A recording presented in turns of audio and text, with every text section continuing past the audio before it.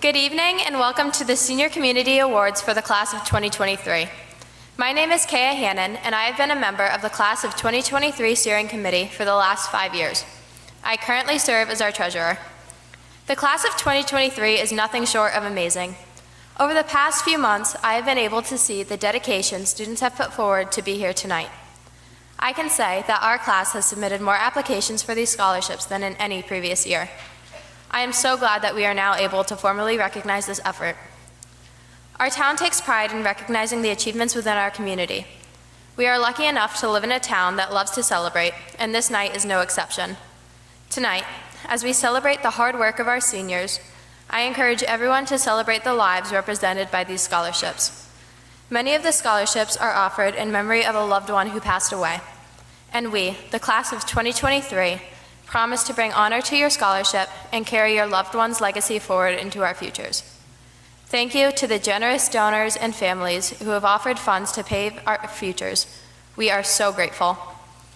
On behalf of the Class of 2023 Steering Committee, I would like to congratulate all of the seniors for getting to this point.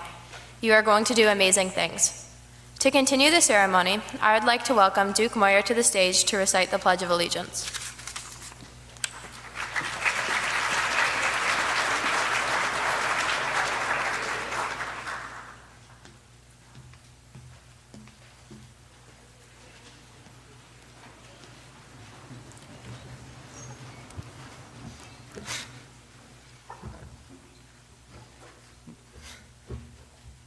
Pledge allegiance to the flag of the United States of America, to the republic for which it stands, one nation, under God, indivisible, with liberty and justice for all.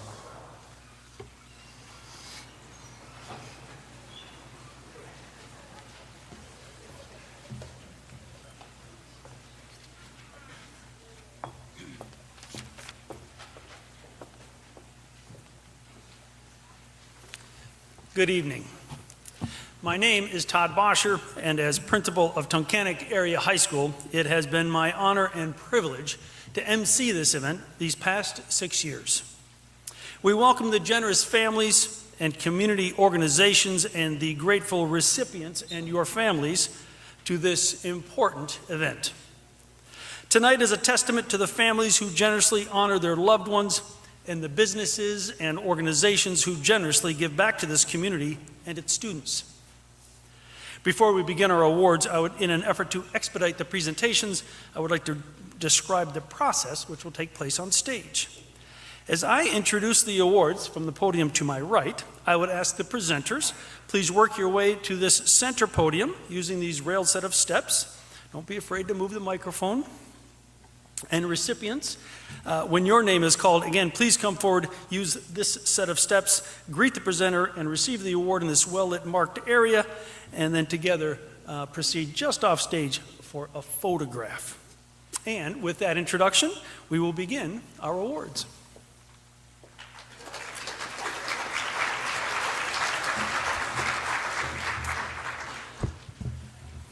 Introducing the 2023 Tunkhannock Area High School Senior Community Awards. We begin with the Bob Crimmel Memorial Scholarship at the Community Foundation, presented by Jody Crimmel and Sarah Crimmel.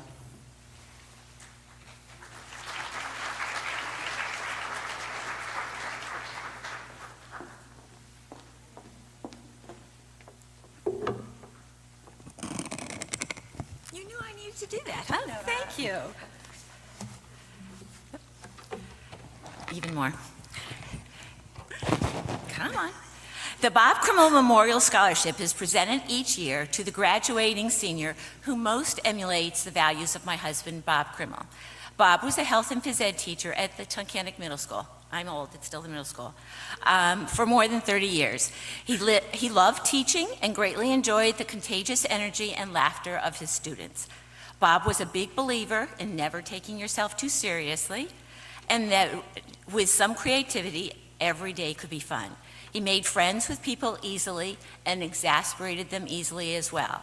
He especially loved interrupting his fellow teachers during their lessons to pull jokes, pull pranks, and generally cause a disturbance. Dad believed that hard work and not talent is what makes every person successful. His favorite students were those who strove to be the best versions of themselves possible. He was incredibly proud of those students who worked hard in the classroom and in their athletic endeavors. He also greatly enjoyed coaching, especially football, where he enjoyed success in high school and college, but coached lots of different sports throughout his career. From swimming to baseball to basketball to football, he appreciated being able to help students do their best in all different parts of life. We would like to congratulate this year's class, and especially our group of applicants. You each are remarkable and have such great futures. You have helped many local organizations to better our community. You have participated in school and varsity athletics while managing to hold jobs. With the impressive credentials of this class, our choice was very difficult. This class is shown to be so grounded and caring. Our family made the choice to make our application a little different with short essay questions such as, who do you admire most? Tell us what makes this person outstanding. If you could have lunch with 3 people, living or dead, who would they be? And right after graduation, you walk out of the stadium and find a lottery ticket that ends up being worth $10 million. What would you do? It was wonderful to hear about applicants' dreams to make their communities better, to hear how much they revere their parents and grandparents, to learn about the people who have inspired them. The final question of our application asks every candidate to share their favorite corny joke. In addition to telling jokes, Dad loved when someone shared a new joke with him. Our family knows that he would be delighted that so many terrible jokes are being told in his memory. So we'd like to close by sharing the joke that this year's recipient shared with us. How do you make a tissue dance? You put a little boogie in it. The winner of the 2023 Bob Crimmel Memorial Scholarship is Victoria Sluzark.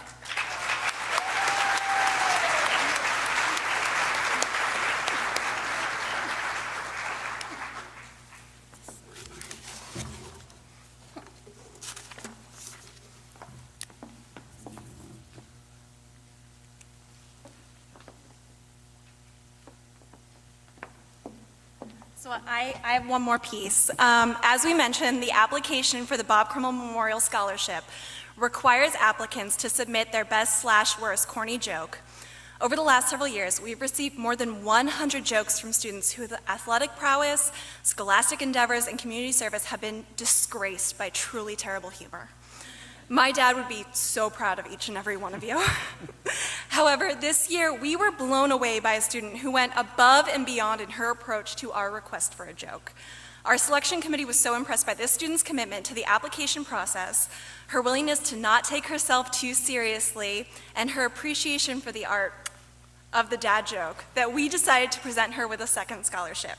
To our knowledge, this makes her the first professional comedian of the class of 2023. I am absolutely delighted to present the first ever Blue Streak Memorial Award to Emma Elias.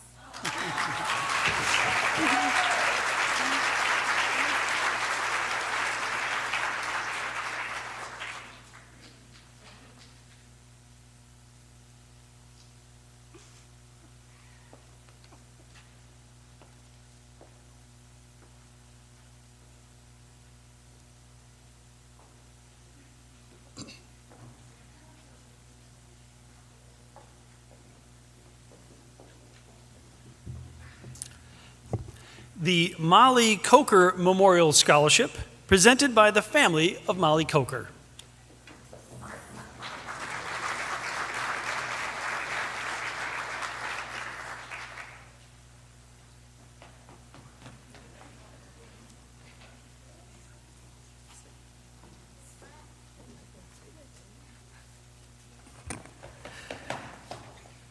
The Molly Coker Memorial Scholarship is to go to a senior who embodies the qualities of kindness, love, and service to others.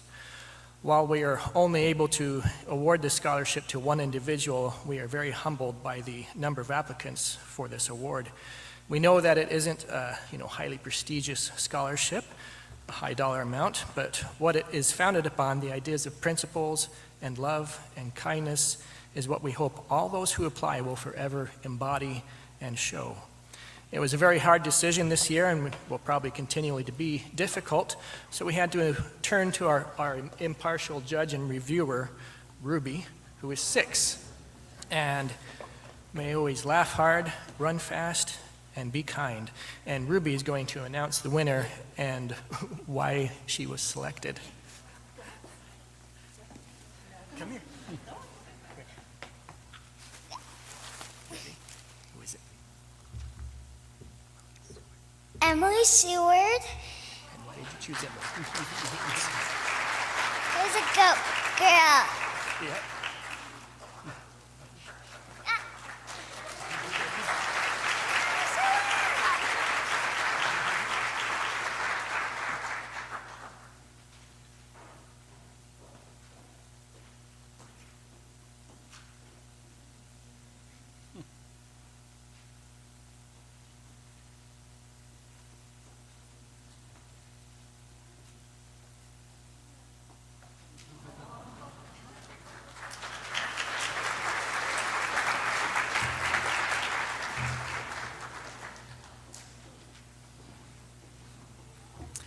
The Ambrose Dutch Keller Award at the Community Foundation, presented by Richard Keller.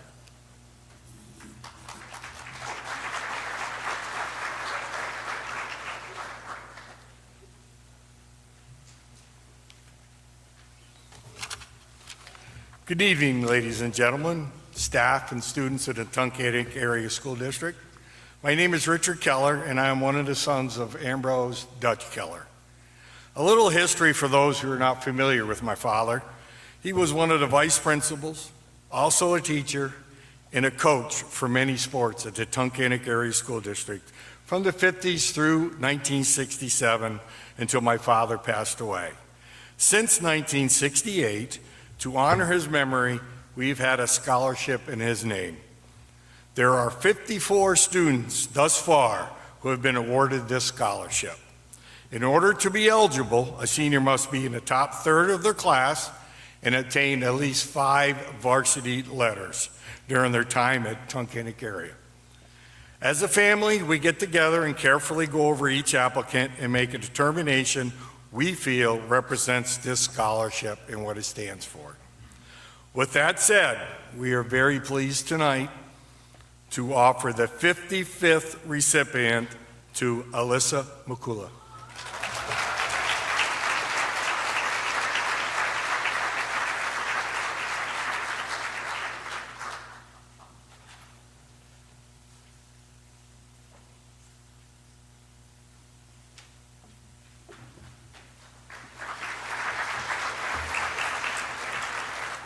The Brenna McDonald Memorial Scholarship, presented by Holly McDonald and Addie McDonald Dickinson.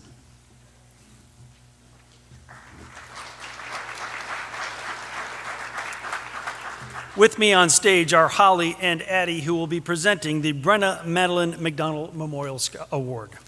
This award was established in 1998 in Brenna's memory after being killed in an automobile accident on her way home from school. The criteria for this award are class rank falling within the second 10% of the class, a highly rated academic record, involvement in extracurricular activities, both school and community, and acceptance to post-high school education or training. In short, we are looking for someone who reminds us of Brenna, who was a bright, caring, and delightful young lady with a wonderful sense of humor. This year, there are 2 deserving recipients who meet all these qualities. Both candidates are extremely hardworking, intelligent, well-rounded students who excelled academically, athletically, and in the community. According to the letters of recommendation, both applicants are well respected by peers and faculty alike. Both were described as having excellent leadership skills, who also display a strong sense of responsibility, empathy, and incredible emotional maturity. They were described as being able to balance all aspects of their high school life. Family has always been very important to the McDonalds. Each applicant must write an essay describing the importance of their family. One applicant discussed the importance of family traditions. She also remarked how they provide comfort and support for each other in both the good and bad times.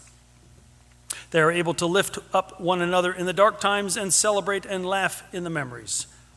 The other applicant defined a family with 3 words: unconditional love, support, and a sense of belonging.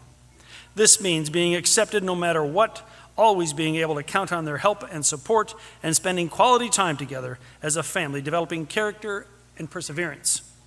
Both these families reminded us so much of our own family. One recipient of this award is planning to attend Penn State University with a major in criminology and psychology. The other recipient will be attending DeSalle University with a major in medical studies. The winners of Brenna's 2023 scholarship are Hannah Aken and Anna Jerome.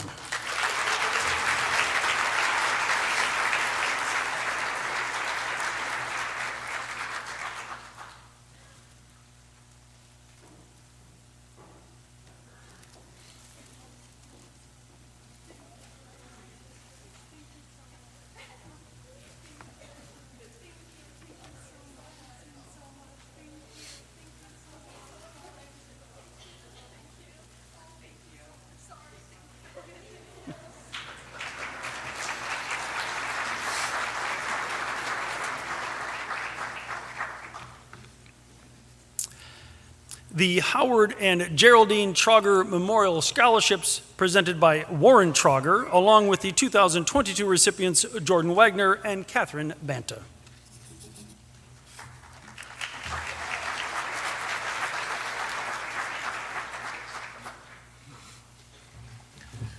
Hello. Kudos to the class of 2023. This is the 7th year the Trogger Scholarship has been awarded. This year we had the most applications and the highest quality students ever. The trustees and board members had the most difficult task of choosing just one male and one female. I am Warren Trogger, a nephew of Howard and Geraldine Trogger. In my aunt and uncle's will, they designated $500,000 to be in the to form the Howard and Geraldine Scholarship Trust. I'm honored tonight. Oh, wait a minute. I'm on the wrong side of the page. No, I'm not. Sorry. I'm honored tonight to present the 7th recipient of this scholarship. Each year, one female and one male of the senior class of the Tunkhannock Area School District receives a one-time amount. I'd like to tell you a little bit about my aunt and uncle. My uncle was born, raised, and lived his entire life at Lake Winola. My aunt was born and raised in Mill City. Both graduated from Falls Overfield High School, which is now part of the Tunkhannock Area School District. After graduation, my uncle served in the Navy, and my aunt began her working career. After his service in the Navy, they married.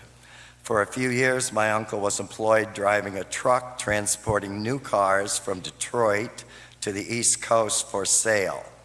Then they took a life-changing opportunity and purchased an old store in Mill City and began Trogger's Hardware. After many additions and remodeling to the building and adding bottled gas and fuel oil and propane gas service, they achieved a thriving business.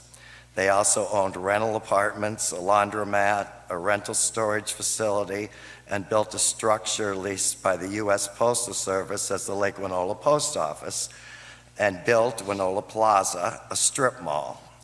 Even though very successful in business adventures, neither had the opportunity or family encouragement for further education beyond high school.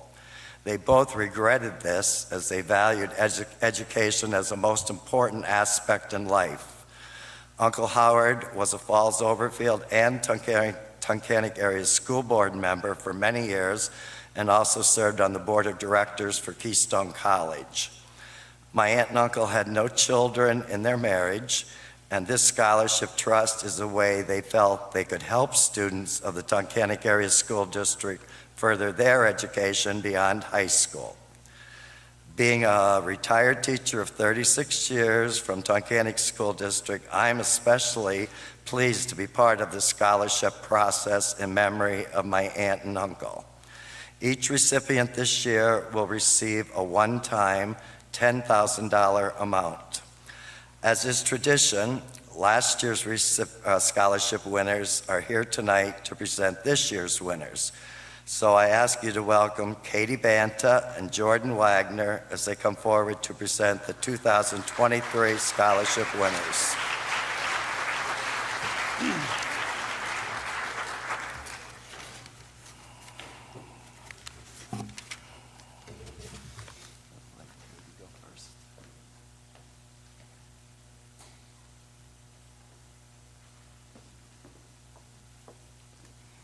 Good evening. I'm Katie Banta, last year's female winner of the Trogger Scholarship. This year, I'm pleased to announce this year's female recipient to Brenna Hubert.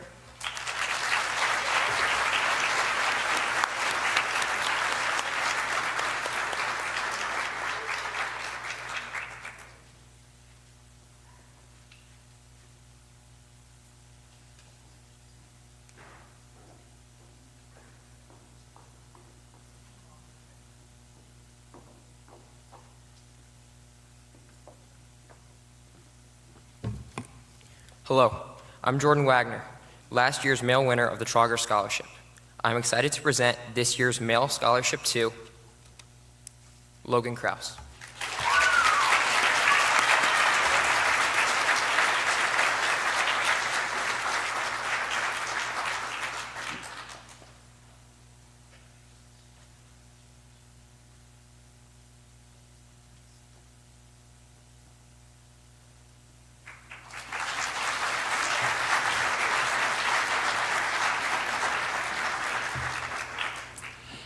The Frank J. Valvano Memorial Scholarship at the Community Foundation, presented by Abby Valvano.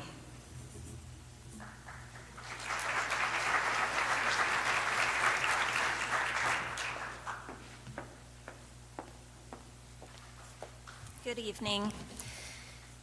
The Frank Valvano Memorial Scholarship is awarded each year in honor of my dad, who was the assistant superintendent here of Tunkhannock until his retirement in 2007. A year later, we lost him in a motorcycle accident on Route 81 as he and my mom were traveling to Hershey. This year marked 15 years without him. This award is intended to recognize a student who embodies the qualities that my dad most valued, being hardworking and persistent in the classroom and on the athletic field, someone who doesn't necessarily need to be at the top of their class or crossing the finish line first every time, but who shows great effort and determination. Someone who shows appreciation for the music and the arts, and who is involved in community service, particularly with organizations that my dad also felt strongly about, such as the Special Olympics or the Red Cross. Our recipient this year is a multi-sport athlete, playing golf and basketball throughout high school, in addition to baseball his first 2 years and lacrosse this past year. He's a musician, a tenor sax player in the Jazz 3 ensemble, section leader in the marching band, and self-taught on guitar, harmonica, and percussion. He's a member of the National Honor Society and the Steering Committee, and his volunteer work includes the Special Olympics, trail cleanups, and flag placement on veterans' graves. He's also been commentator for varsity basketball games and announcer for community track meets through the Tewksbury Foundation. He enjoys keeping active outdoors with hiking, fishing, hunting, and disc golf. Our recipient will be attending Syracuse University this fall to study sports broadcasting and information studies after being accepted early decision and invited to apply to their honors program. Please join me in congratulating our 2023 Frank Valvano Scholarship recipient, Dayton Kandrovi.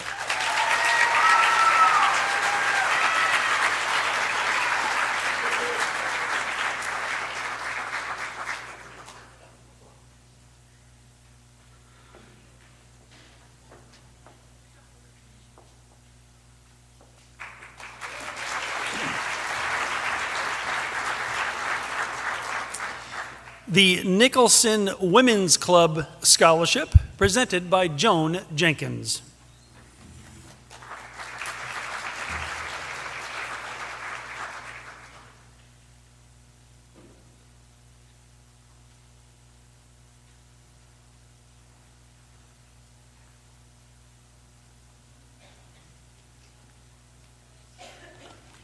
Good evening.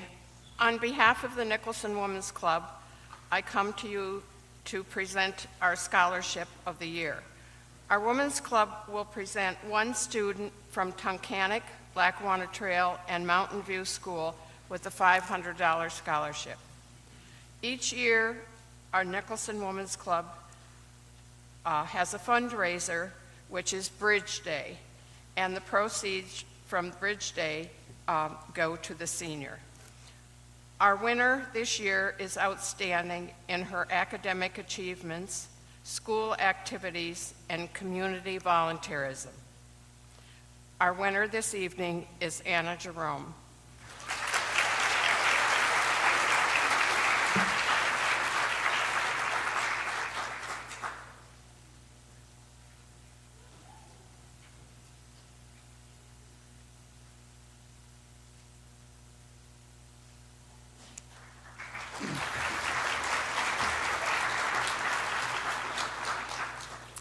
The Christopher J. Packer Memorial Scholarship, presented by Sally Adonisio.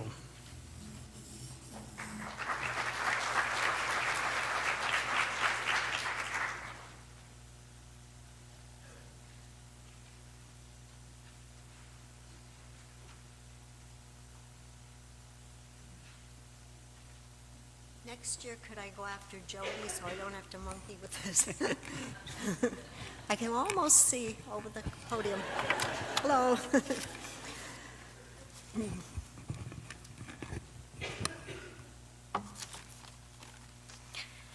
I'm honored to be presenting this year's scholarship in memory of Christopher. With me tonight are my sisters, Pat Snee, his grandmother, and my other sister, Teresa Gelnett, his other great aunt. It's been 10 years since Chris passed away after an ATV accident in the spring of his junior year at Tunkhannock. He was a terrific young kid that enjoyed life, spending time with friends and family, especially his twin brother Dave and older brother Kevin. He was fun-loving, likable, and with a great sense of humor. And we all melted when he smiled with those dimples of his. He was very active, working hard at part-time jobs, such as helping his father, a mason, on some jobs. Helping out, and thank you, Sister Pat, for the readers. Helping out in a variety of community activities and working on his schoolwork.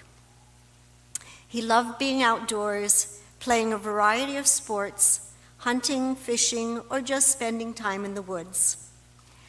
The Packer family, his mom Donna, his dad Kevin Sr., and the three boys were avid wrestling fans. All three of the boys were members of the Tunkhannock Tiger wrestling team and also did Greco wrestling. For these past 10 years, the Tiger wrestling team has held a memorial golf tournament each fall to support this scholarship. And our family cannot thank the wrestling community enough for their hard work and generosity over the years. As a junior, Chris was deciding on his future, always good working with his hands. He had decided he wanted to go to a trade school, probably for welding. So his scholarship is for Tunkhannock seniors wanting to pursue a similar career in a trade. This year, we're giving out two $1,000 scholarships. As I announce your names, please come up on the stage. It's lonely up here. As they are doing this, I want to tell you why they are both so deserving of these scholarships. So would Ashton Blight and Ben Canella please join me?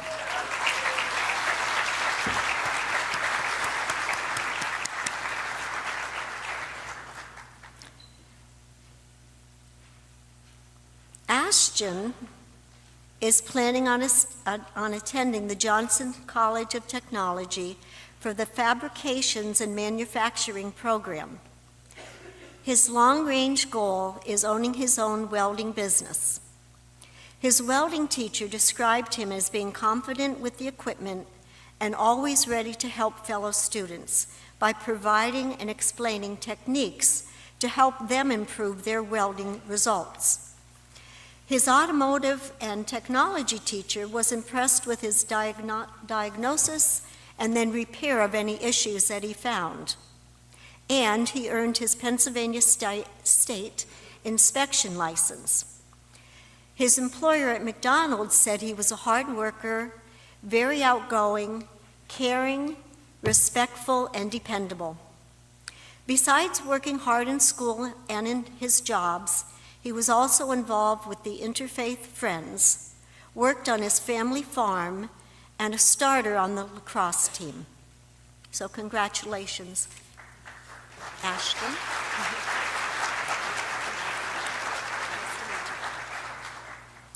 Ben will be attending the Pennsylvania College of Technology with the goal of working for a reputable company and eventually building his own company. An excellent student, he was 4th in this year's graduating class. He is involved in many activities also. An officer in the Tunkhannock chapter of the FFA, in the marching band, he lettered in varsity wrestling and placed 3rd in regionals as a member of the Metal and Fabrication Skills USA team. He served as an officer in his 4-H club, was a camp counselor, a junior firefighter, and also works on his family farm. In whatever spare time he has, he enjoys hunting, fishing, and restoring vehicles. So congratulations, Ben.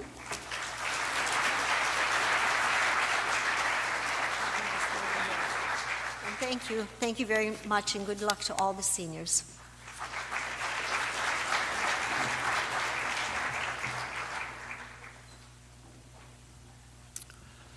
The Robin Schultz Memorial Scholarship, presented by Kendra and Bill Schultz, along with Debbie and Lance Montross.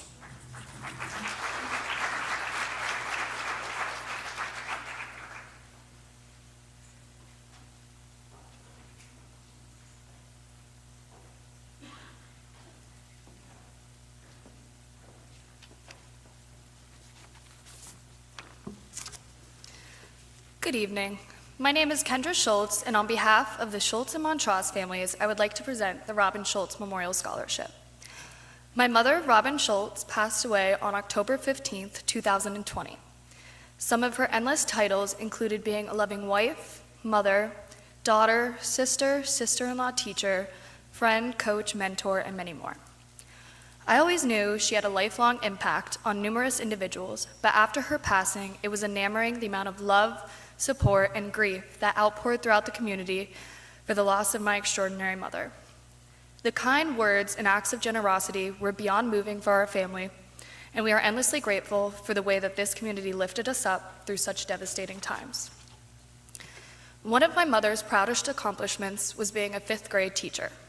There were many nights she would come home with the biggest smile on her face, and I knew I was about to hear hours of stories about the amazing doings of her students that day. And probably multiple times, because my dad, sister, and I always got home at different hours of the night. But each time I heard the stories, her passion and enthusiasm while telling them was unwavering, and I couldn't help but to be captivated by her. Her pride in helping shape these young individuals was quite unmatched. I stand here in awe, knowing that many individuals in this room were her students many years ago, and I'm sure there was an amazing story about each of you.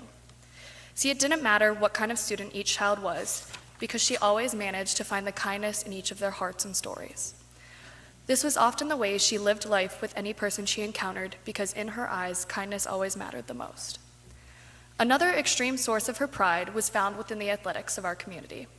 You would often find her at numerous sporting events, not too far from the umpires or referees, so she could chirp in their ears, while also being the loudest one-woman cheering section you ever heard.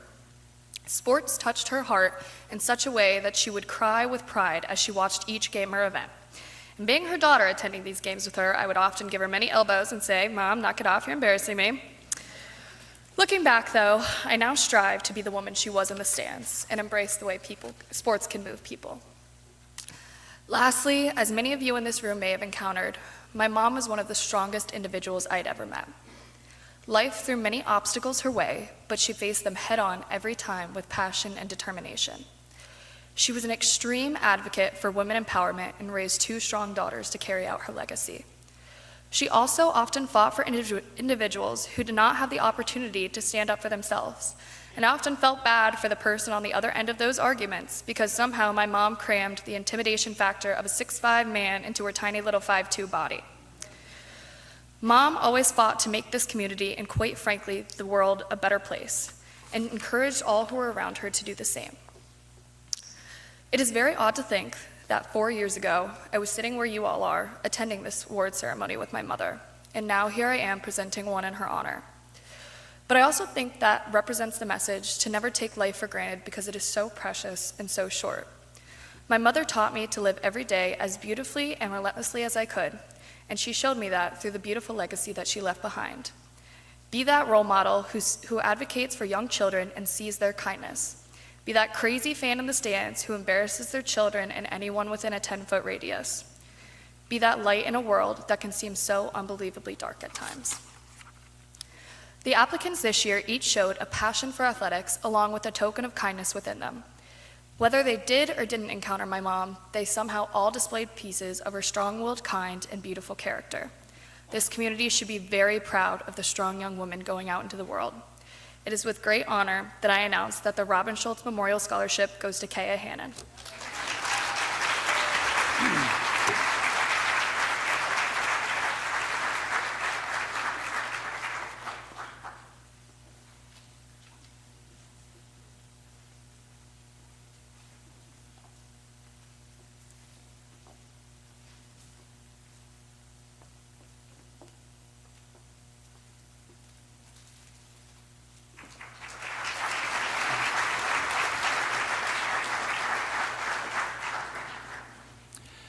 The Anna Van Aken Memorial Scholarship, presented by Paul and Luann Van Aken.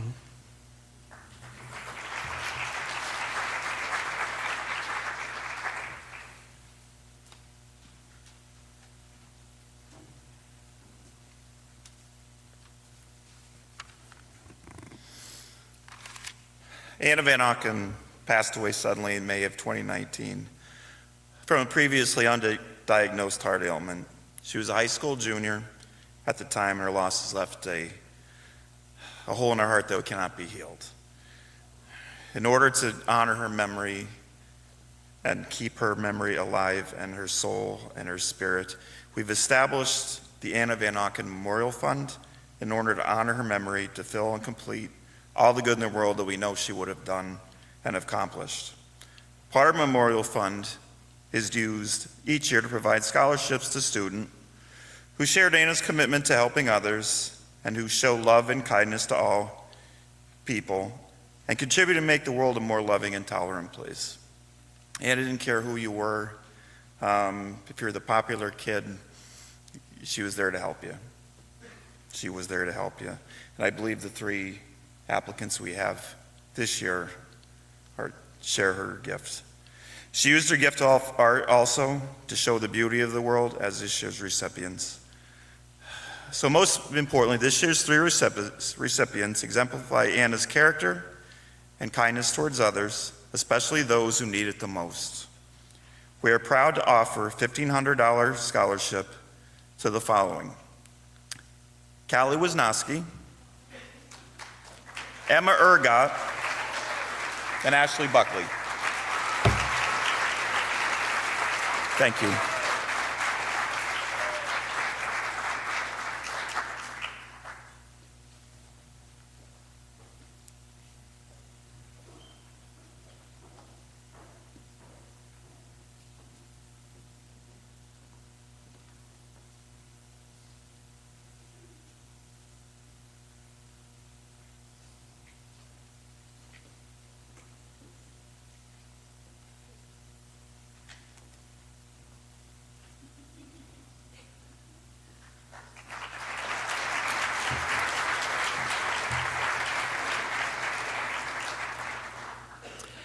The Tammy, Lynn, Jarvis, Reeves Memorial Scholarship, presented by Steve Jarvis.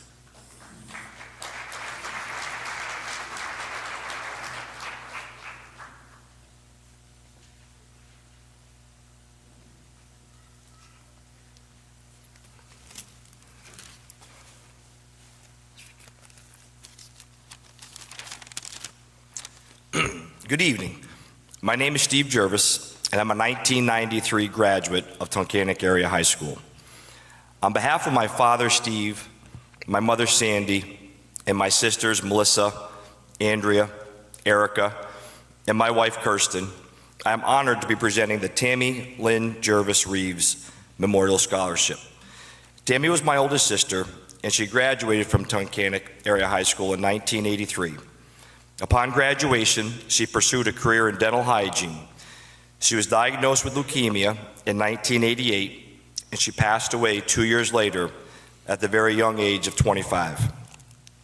Both of our families, the Jarvises and the Reeves, have decided to give away an annual scholarship to a graduating senior from Tunkhannock majoring in the healthcare profession. I do want to take a moment and say, I know a lot of people have mentioned it, but this year's candidates were so strong. The personal stories, the resume, the accolades was really, really tremendous. My sisters and I take this very serious when we're choosing. And the one thing that was different this year, okay, so many great candidates. And if you're one of the candidates, we really appreciate it, and you did a wonderful job.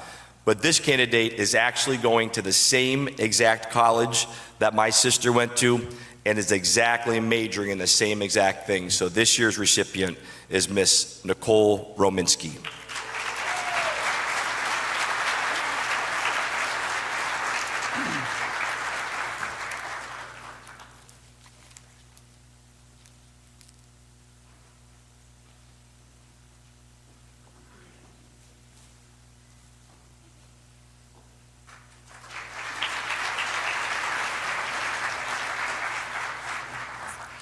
The Tunkhannock Lions Club Scholarship, presented by Tom Henry.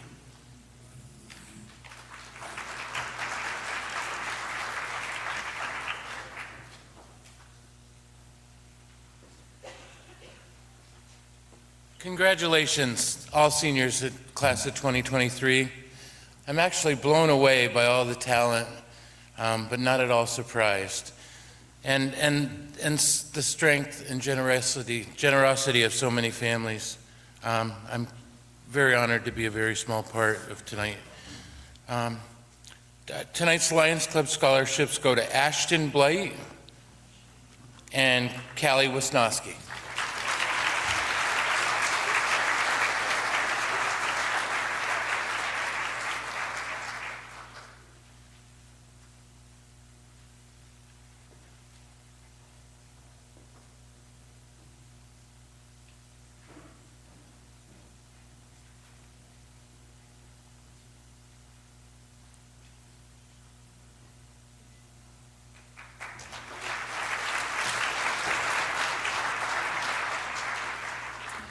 The Wyoming Lackawanna County Farm Bureau Scholarship, presented by Scott Brown.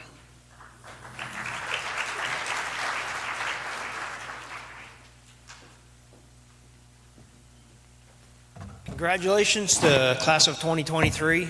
This will be quick because Monday night I got a call. Scott, can you give out the scholarship? Sure. Okay, thanks. Bye. But the Farm Bureau gives up to 6 scholarships every year, and we choose our scholarships with the criteria of the student needs to have a degree or a background in agriculture and or going into a career in agriculture. So this year's recipient, fine young man, Ben Canella.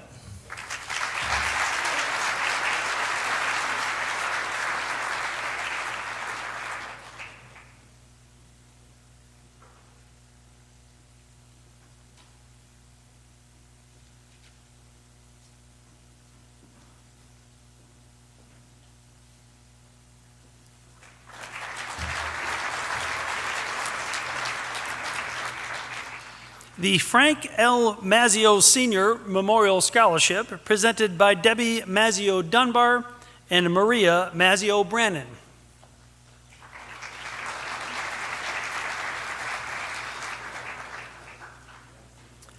The Frank L. Mazzio Senior Memorial Scholarship is awarded to a graduating senior who will attend a 4-year college or university in the fall of 2023, majoring in education. This scholarship recognizes the student who embodies Frank's passion for education and lifelong pursuit of learning. Frank spent close to 40 years in his beloved field as an English and driver's education teacher at Falls Overfield High School and then at Tunkhannock area after the merger. He later served his students as assistant high school principal and continued as an administrator at TAHS until his retirement. Frank was greatly admired by his students, his faculty, and the entire Tunkhannock community. He truly enjoyed watching his students develop into well-educated and well-rounded adults. The scholarship is awarded to a student who has excelled academically, stands out as a leader, and has shown a commitment to service. This year's recipient is Emma Holdridge.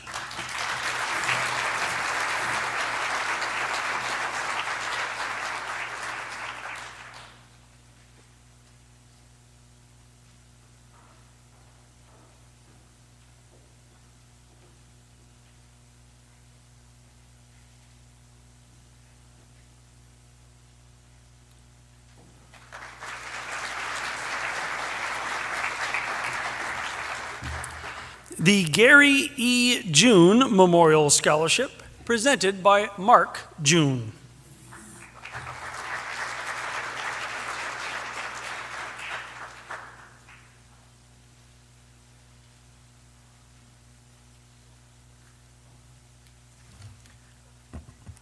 Good evening, ladies and gentlemen. My name is Mark June, and along with my sister Megan Walker, we are here to present the Gary E. June Baseball Scholarship. For the last 2 years and soon to be 3, we have run a golf tournament in our father's memory to raise funds for this scholarship.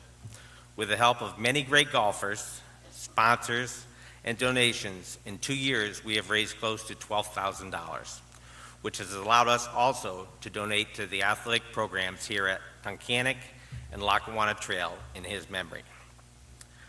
When I was here last year, I spoke a little bit about the June family in baseball at Tunkhannock and was reminded by my dad's sister, Linda Traver, that I omitted my grandfather, who was a 1931 graduate in Tunkhannock, Henry June, as a pitcher and first baseman. So from the 30s and then from the 50s through the 90s, it was very possible to find a June in the baseball lineup here. In honoring our father, choosing a baseball player makes the most sense. Gary was raised in Mahoopany and was the 1966 class president. He was a 3-year letter winner under head coach Charlie Shaw. He was known as a slick fielding second baseman with a steady stick and a member of the 1965 District 12 championship baseball team. Excuse me. His shining moment came in that season with a line drive triple to left center, driving in 2, in a 2-1 victory over rival Abington Heights in a critical game, which helped lead them on their way to that championship run. Dave Gay's 15 strikeouts certainly helped as well.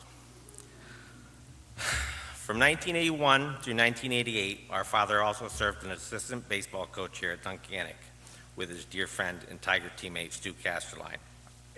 The duo helped the Tigers to a 1982 Lackawanna League championship along with a 1986 Wyoming Valley Conference championship as well. His interest in baseball spanned many decades, but his love of baseball lasted a lifetime and will always serve as some of our greatest memories of him. For our applicants, we asked a simple question. What has the game of baseball meant to you? It is a question that could be answered in so many ways. For myself, if I were to continue to speak on this, I would certainly go over my 5 minutes. I have been involved in thousands of games in my lifetime. I've had the highs and lows like any other ball player. I was fortunate enough to be a member of the 1990 District 2 championship team here at Tunkhannock, which ironically was the first since 1965. Today I continue to coach baseball at Lackawanna Trail with my friend and former Tiger teammate Steve Jarvis, working on fundamentals and helping mold our squad into ball players and fine young men. Mostly teaching them the importance of being a great teammate. That being one of my father's greatest attributes. So tonight we will follow in his footsteps to not award one, but 2 scholarships in his memory to Josh Brown and Michael Volker. Congratulations from the June family and good luck in your future endeavors.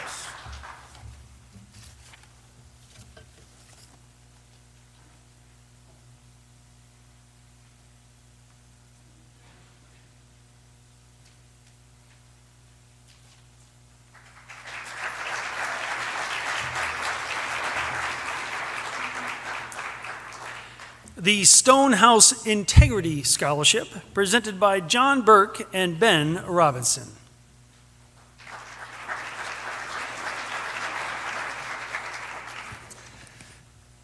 Hello, I'm John Burke. I'm with Stonehouse Investment Management here in Tunkhannock.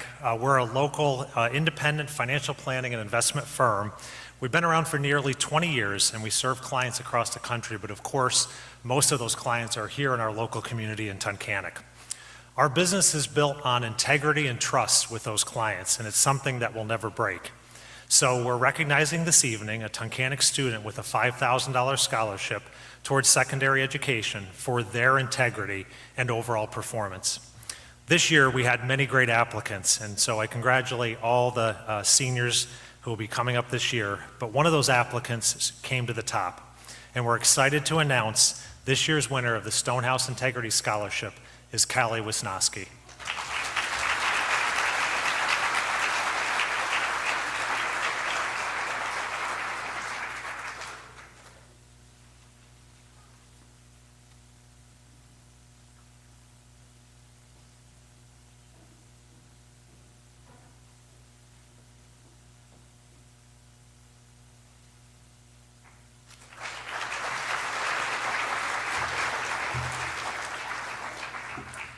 The Bryce Brown Memorial Scholarship, presented by the Brown family.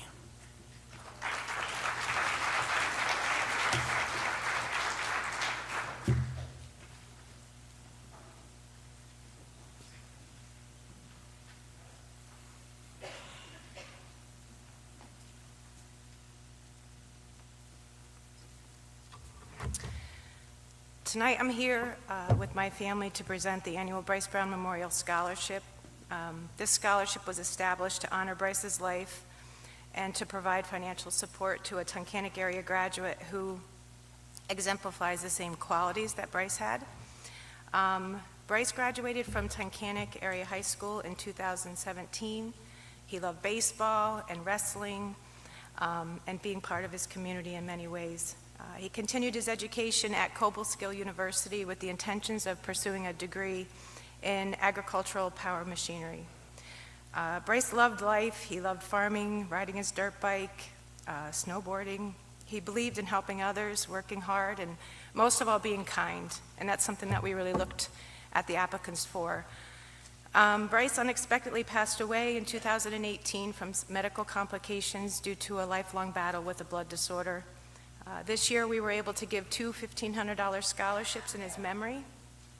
It means a lot to us that our family and friends and community continue to support us to make this scholarship possible. Bryce is missed by us immensely. Some say that over the years it gets a little easier. For us, I feel like it gets a little bit lighter. Because we continue to find ways to honor him and to honor all the love that we have and do different things in his memory.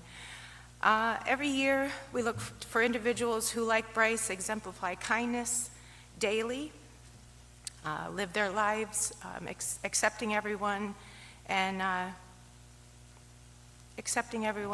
pursues to keep doing that every day.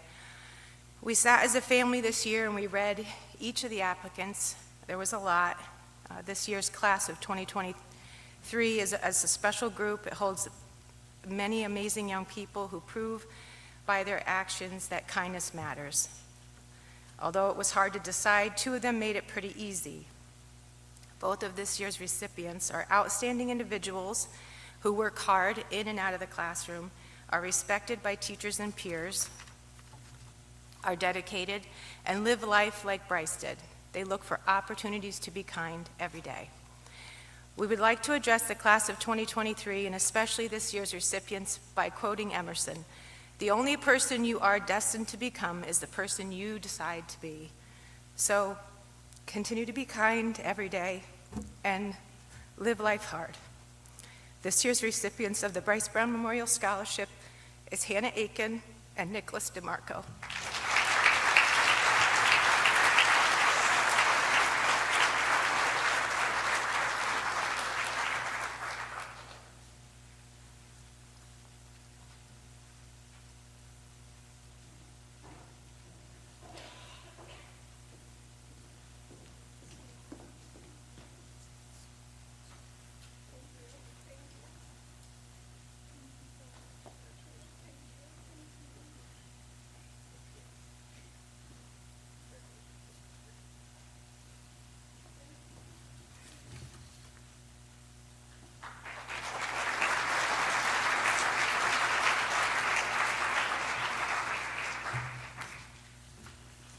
The Russell Fox Senior Honorary Scholarship at the Community Foundation, presented by Jeanette Siegel.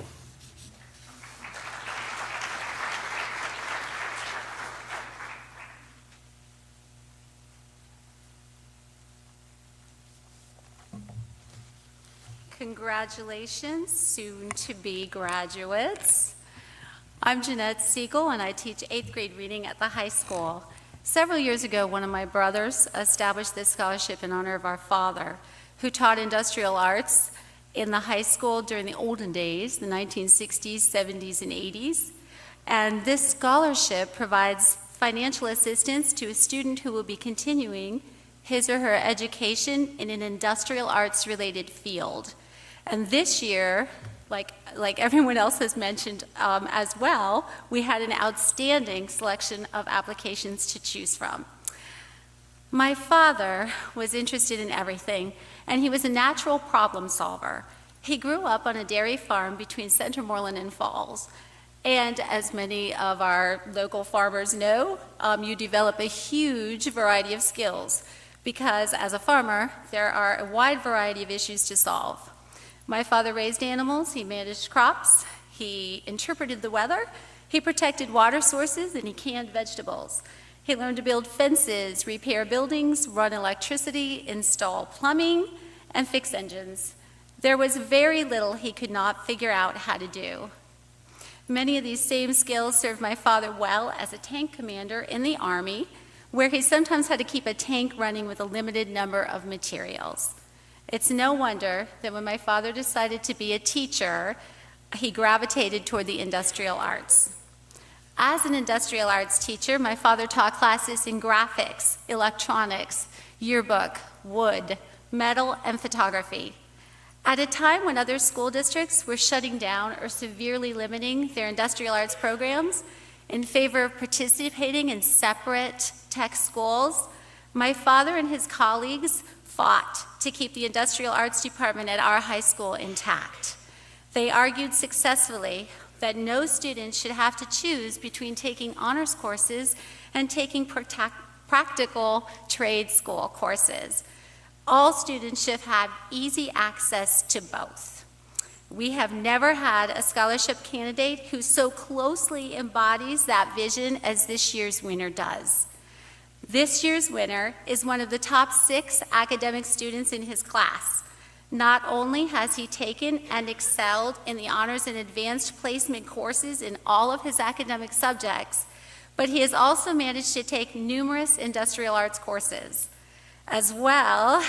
So those include outdoor power equipment technology, intro to agricultural mechanics, intro to metal fabrication, welding technology 1, machine and metal fabrication, and CNC machining. And the icing on the cake is that he is a farm boy from Falls too.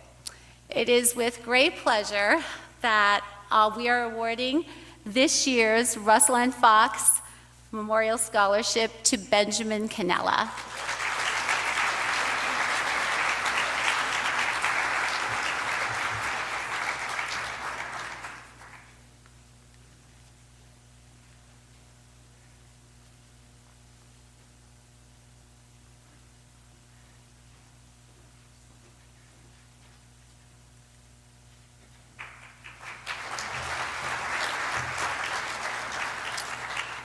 the Dwight R. Evans Memorial Scholarship, presented by Rob Kushke.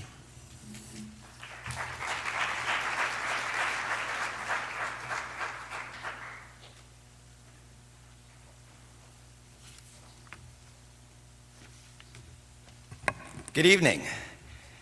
You know how you guys are always saying I'm really good at presenting scholarships? I'm not. This is not my place. On this night, I love to sit out there and hear the stories and cheer for the kids. But for the last 3 years, the Evans family has asked me to step in and present this award. I didn't know Dwight Evans. I never met the man. But in 1996, I was fortunate to have his son, Jonathan, in my class. And I know I joke around with my students a lot about keeping in touch. And I say this, and I know I'm speaking for all the faculty here, the best thing you could do for me is keep in touch once you leave here. I love hearing the stories where you are. Well, Jonathan, in 96, he graduated in 2000, and since then, he went off to Boston College, Harvard, out to the West Coast, and now he's 42 and lives in Utah. He does not miss an opportunity to keep in touch with me. He's been great. Through his family, through his wedding, through his children, and for some reason he just always seems to send me the birthday notice or happy birthday message, the Christmas card, and he always knows when the Cowboys are eliminated from the playoffs. Jonathan has been rock solid. So I love hearing from my students, and Jonathan, when he asked me to step in for his family, I couldn't say no. So, the Dwight Evans. The Dwight Evans Memorial Scholarship honors the memory of Dwight Evans, a Tunkhannock resident who tragically died in an airline accident in 1994.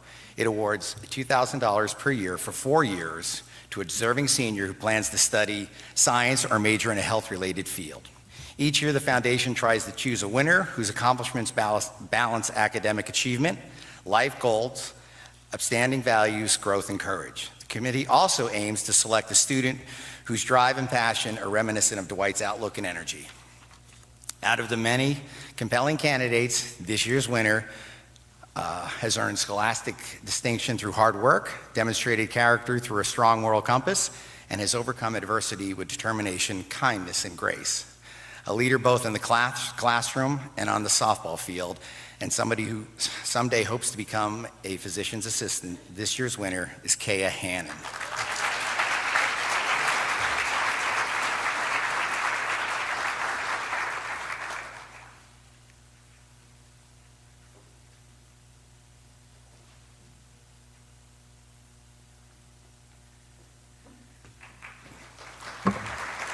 But hang on one second.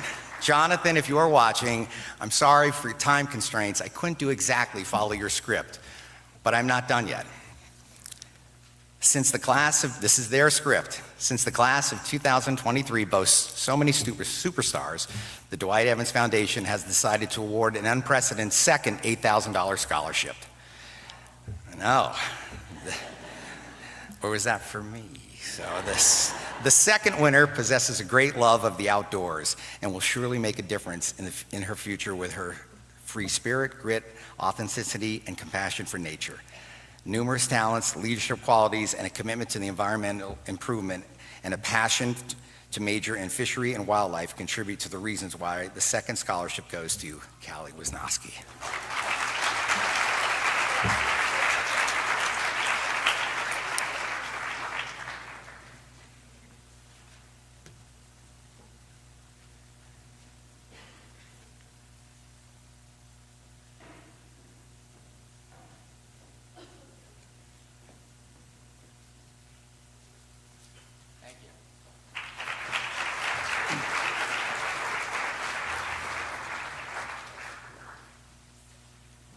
The Robert and Diane Terrell Family Scholarship at the Community Foundation, presented by Chris Terrell.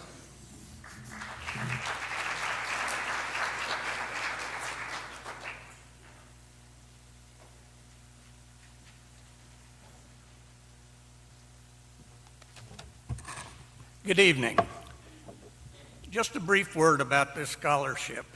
A number of years ago, my wife and I, when I was actively involved with Endless Mountains Habitat for Humanity, wanted to create an incentive specifically for members of Habitat families to get some sort of post-secondary school education.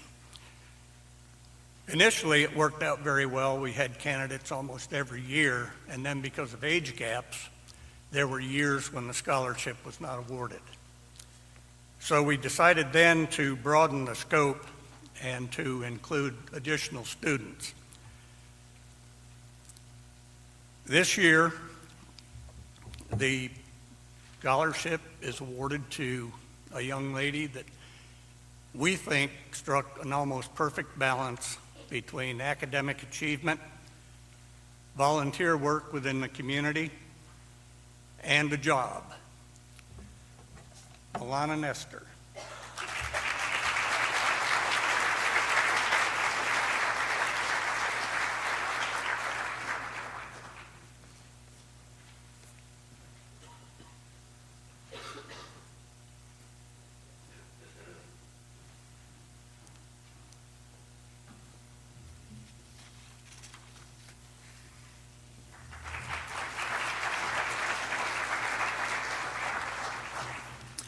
The Fred and Jean Kintner Memorial Scholarship at the Community Foundation, presented by Ed Kintner and Alyssa Nicholas.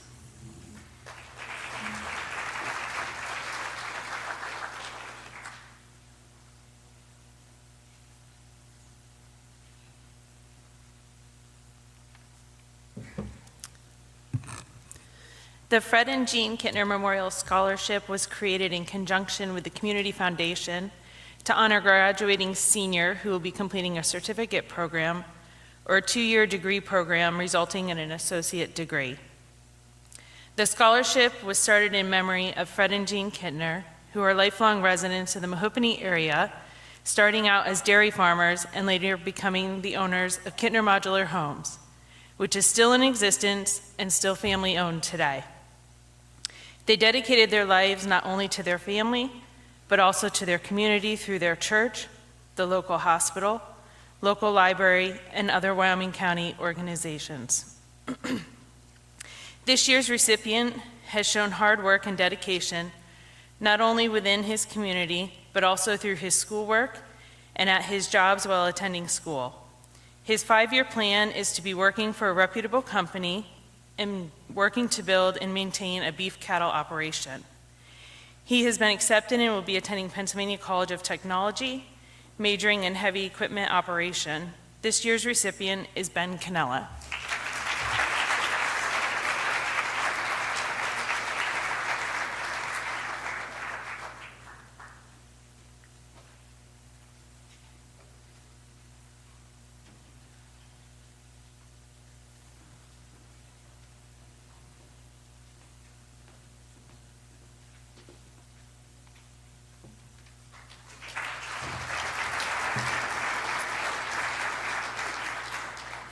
The Damon Young Memorial Scholarship, presented by the Young family.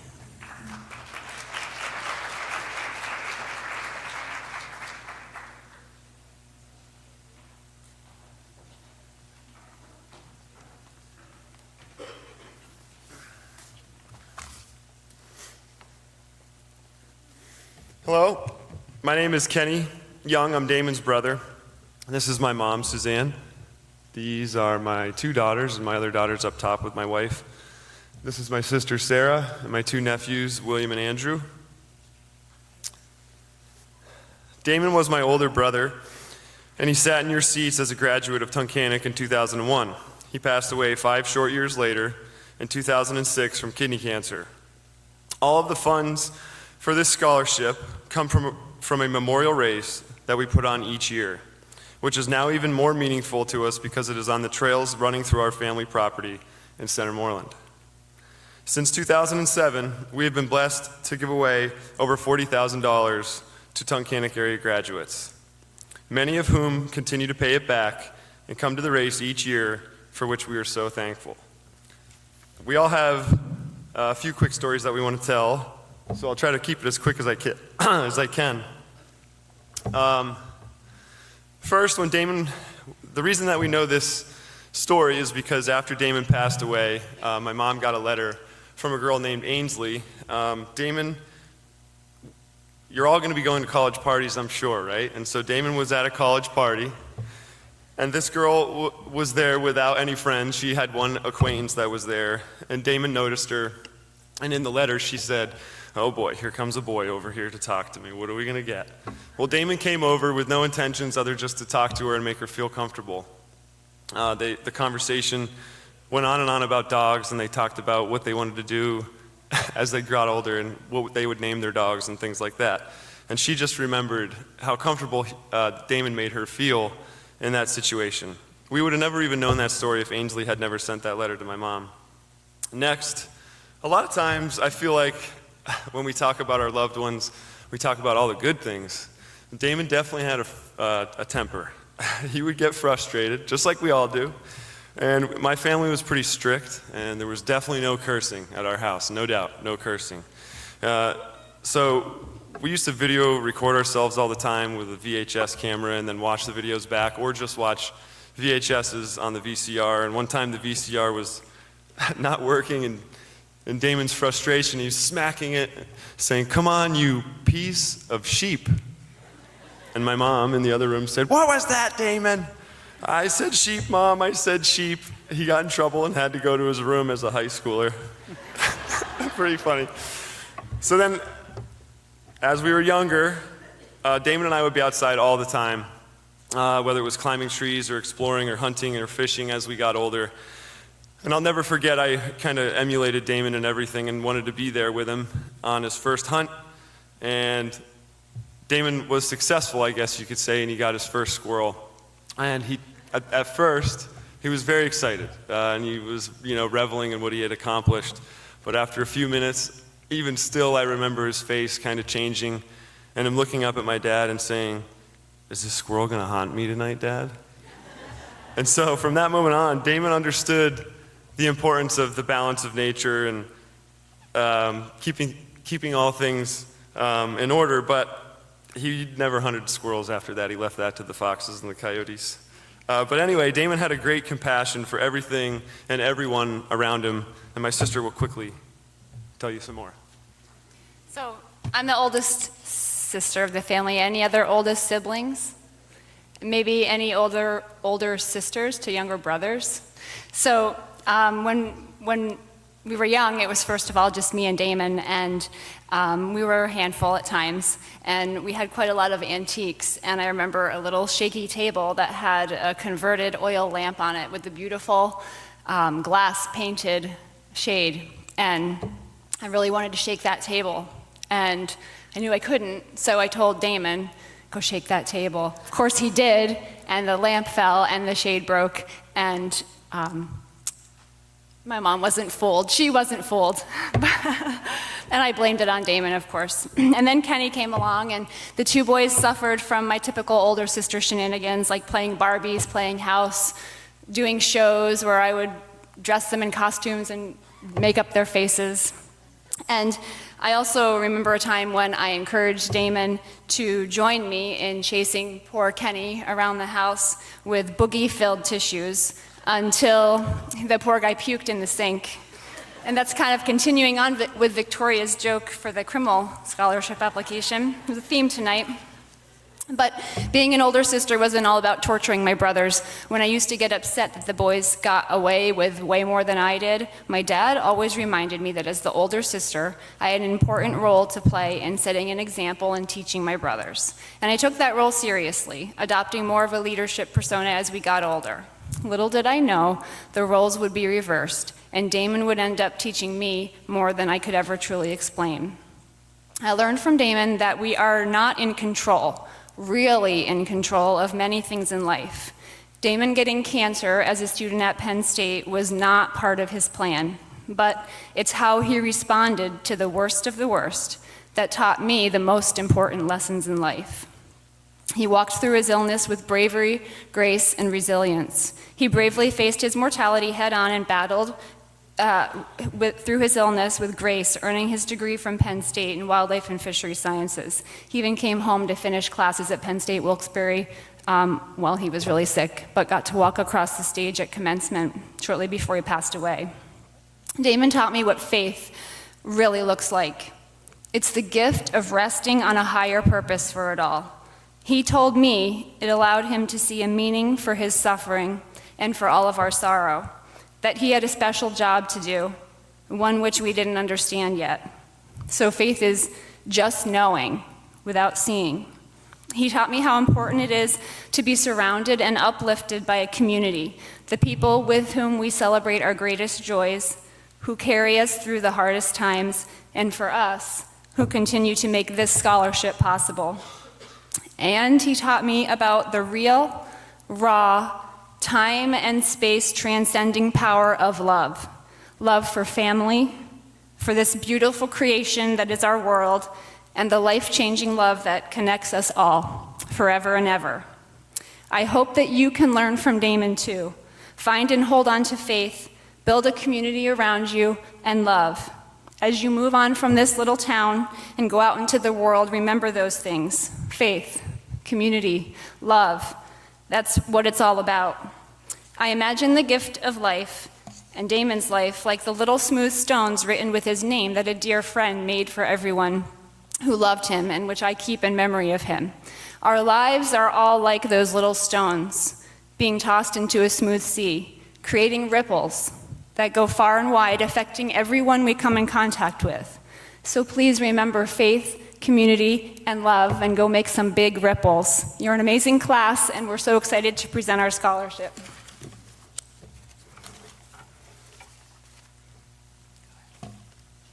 It's my turn. As Kaya said, this is an outstanding class. And many presenters said that they had so many applicants that it was extremely hard to decide which applicant we were going to pick, and it was no different for us. I have to say, though, that the favorite part of our applications when we're going through them is reading your essays. When your writing comes from your heart, it shines through. I want to thank the senior class for taking the time to apply. It really means a lot to us.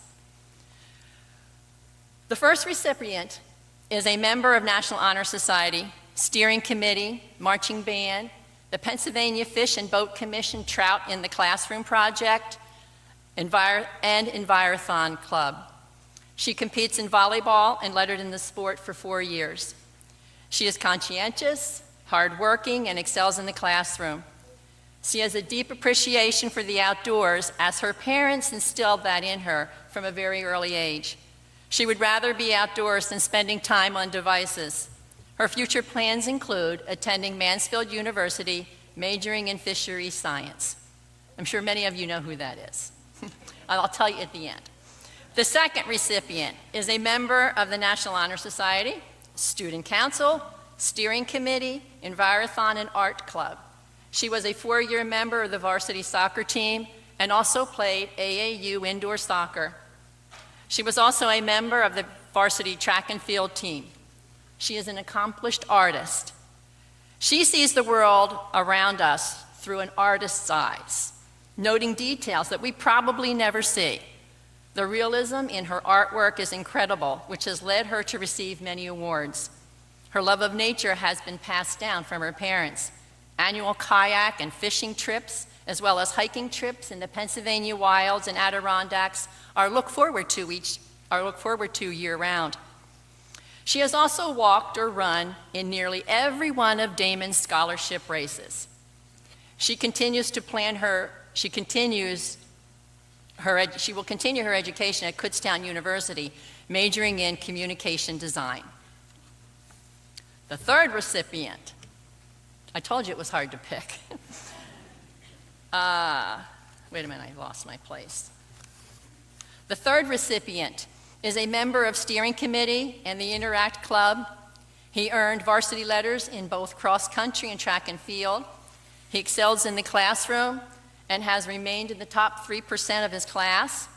He is an extraordinary student with excellent organizational skills who demonstrates his commitment to balancing academic responsibilities with extracurricular activities.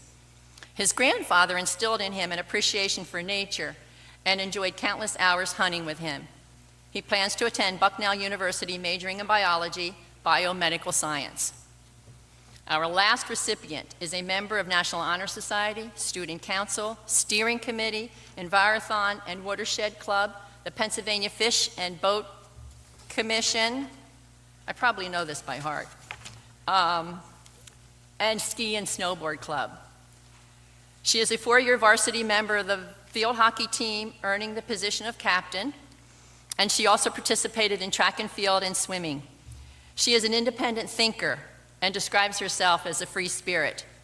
She is kind and caring and shows her compassion for others in her daily life. Always smiling and friendly, she is sincere in her actions.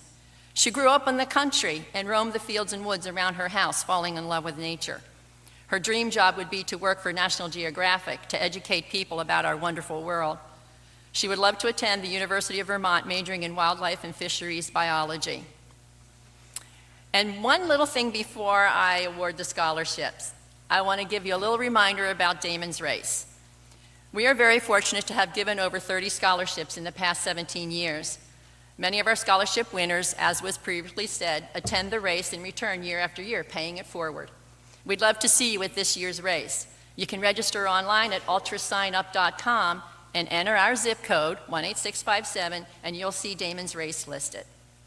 Now, without any more delays, the winners of the 17th Annual Damon S. Young Memorial Scholarship recipients of $1,000 and recipients of $1,000 each are Emma Elias,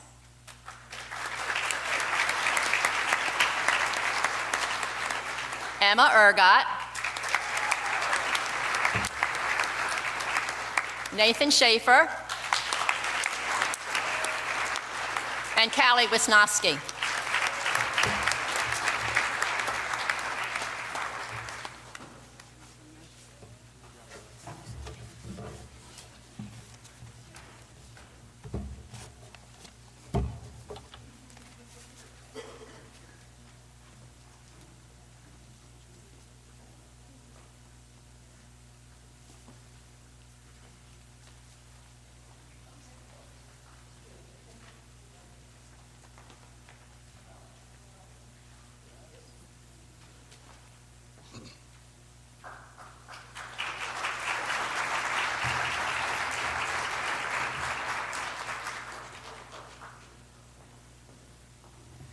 The Procter & Gamble Foundation Scholarship, presented by Jamie Orlandini.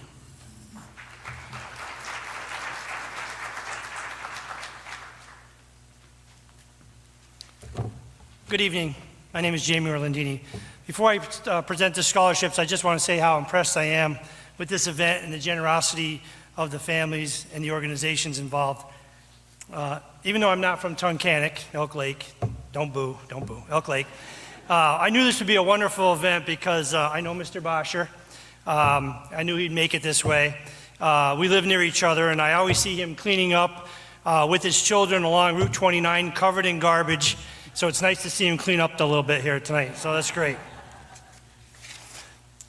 I'm here representing more than 1,700 employees of the Procter & Gamble Mahoopany plant.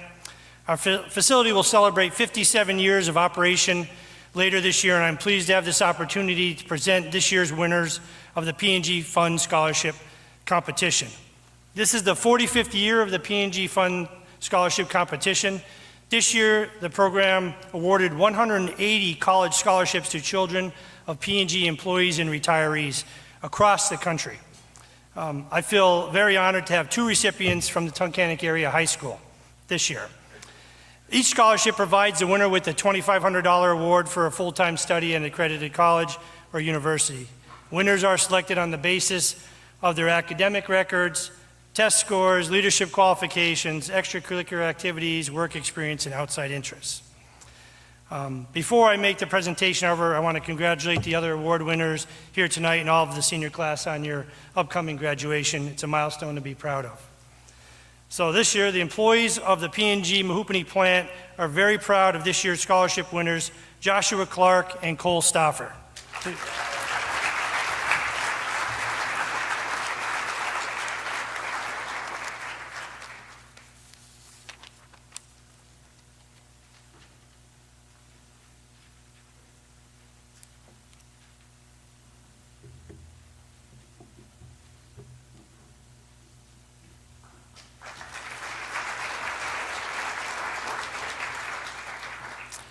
the Barry Robinson Memorial Scholarship, presented by Robert Whitlock.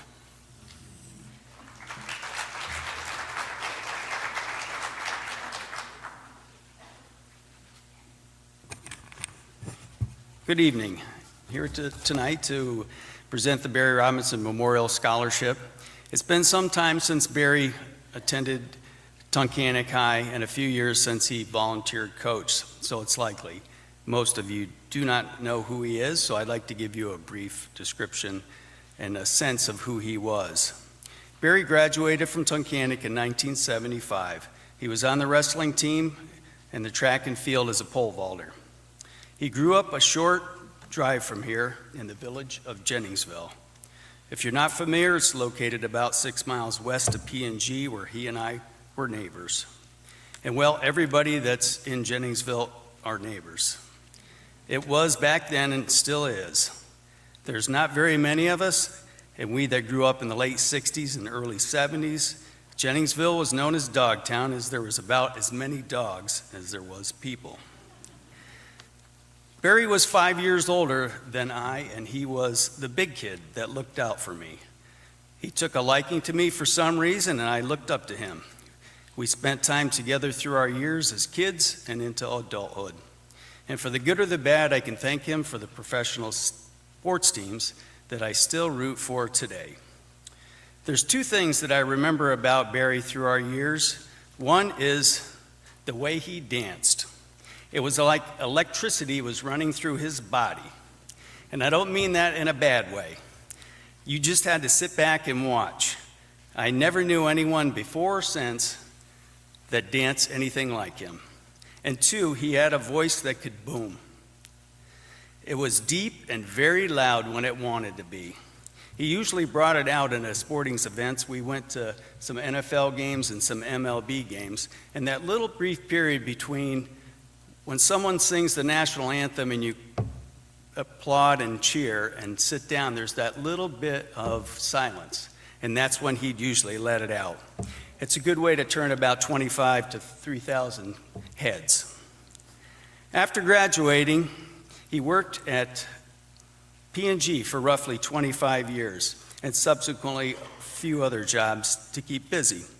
During those same years, Barry was giving of his personal time, returning to the school, volunteer coaching for both wrestling and for pole vaulting. He spent many hours devoted to helping and coaching numerous athletes and logged countless miles and practice events. It was what he loved. Another deep love he had was for his son Tyler, who was his world. Tragically, Tyler only lived 20 short months and died of a rare disease known as Lay's disease. It took a huge toll on his life. When Barry was somewhere around the age of 55, he started forgetting things. He would stop in the middle of a sentence and forget what he was saying. It took a bit of time to figure out, but eventually he was diagnosed with frontal temporal dementia. And in 2020, at the age of 63, Barry passed away.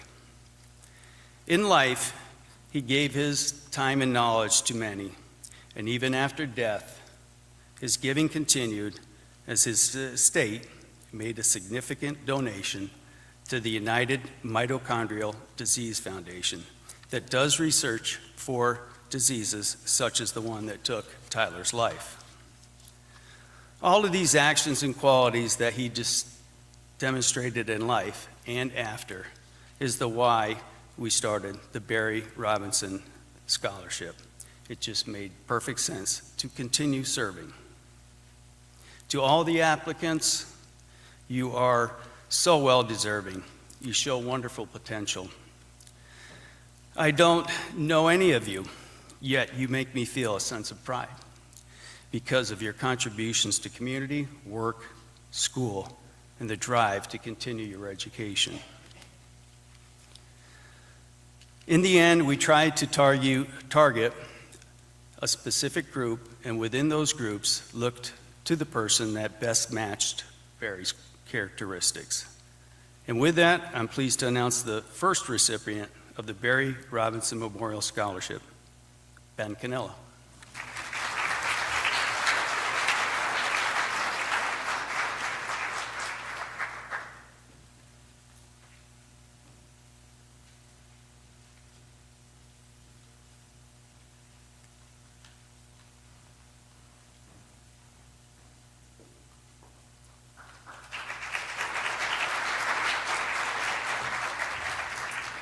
The Jason Rowlands Memorial Award, presented by Randy White.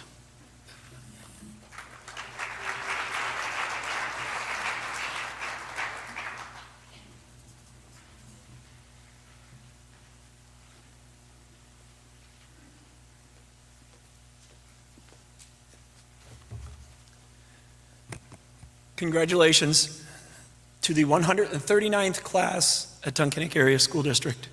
All applicants in the Jason Rowlands Scholarship Committee, we had a very tough time. We had over 20 applicants, and all were very, very difficult to pick a winner. But I just want to congratulate each and every one of you that filled out an application for the Jason Scholarship. Also, I'd like to take this time to thank and congratulate Mr. Todd Basher and Mrs. Eliza Comley for putting this great community event together for the past quite a few years.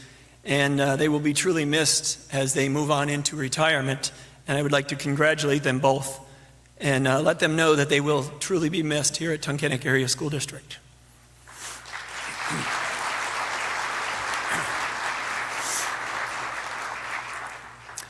It's not often this world is blessed with someone that would end up having a profound effect on so many people in their few short years than most people do in a lifetime. Jason Rowlands was one of those individuals. Jason Rowlands was tragically taken from us on February 10th, 2012 in a work-related accident at the age of 30. Jason's scholarship was established through donations through this community, his family, and friends to honor his life and accomplishments. Jason's scholarship will assist a graduate who possesses the same qualities as Jason did. Jason was a member of the class of 2000. He participated in football, basketball, and excelled in track and field. I was lucky enough to have coached Jason in track and field. He was one of the most outstanding hurdlers in the Wyoming Valley Conference. Jason could light up any room and always left people with a smile on their face. He had a spirit that was second to none and would always lend a helping hand to anyone that needed it. He would give the shirt off his back. This year's recipient of the Jason W. Rowlands Memorial Scholarship is ranked 7th in his class and will attend Bucknell University in the fall, majoring in biology and biomedical science. He has had an outstanding academic and athletic career here at Tunkhannock Area High School, where he participated in track and field, cross country, and wrestling. And it has been my honor to have coached such a fine young man.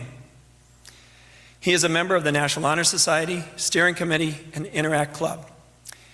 He has participated in the Candy Cane Days, Samaritan's Purse for Pennies for polio, and volunteered at the Howland Preserve, which is now a state park, conducting trail maintenance. It is my honor to introduce to you this year's recipient of the Jason W. Rowlands Scholarship Award of $1,000 to Nathan Schaefer.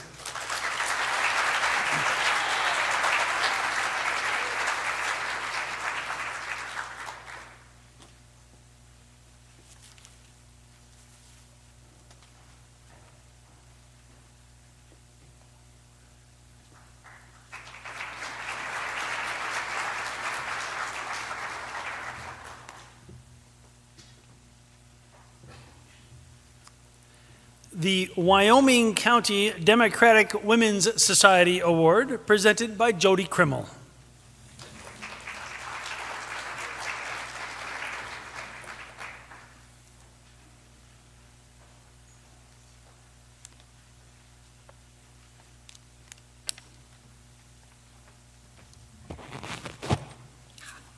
The Wyoming County Democratic Women's Society is pleased to award a scholarship to one of the very impressive senior young women of Tunkhannock. As we of the Democratic Society are looking to the future, we see promise integrity, ingenuity, and concern for the world around us through these ever so bright young women. Our applicants were detailed in their understanding of issues and descriptive in their thoughts and proposals for change. Each was heartfelt and clear in their definition of a problem, and each essay was delightful to read. Our scholarship committee had many discussions and a great deal of evaluation to be able to determine a winner. We learned a lot about our applicants, and we appreciate each one of them.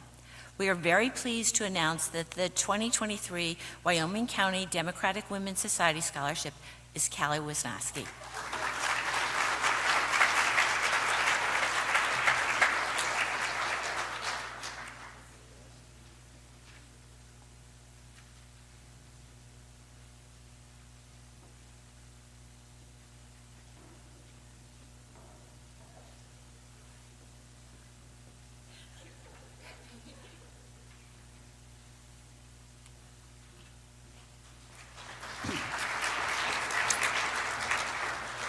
The Wyoming Sullivan County's Bar Association Scholarship at the Community Foundation, presented by Thomas Daniels.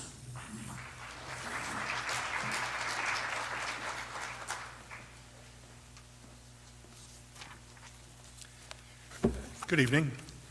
I am Thomas Daniels. I'm here on behalf of to represent the Sullivan Wyoming County Bar Association.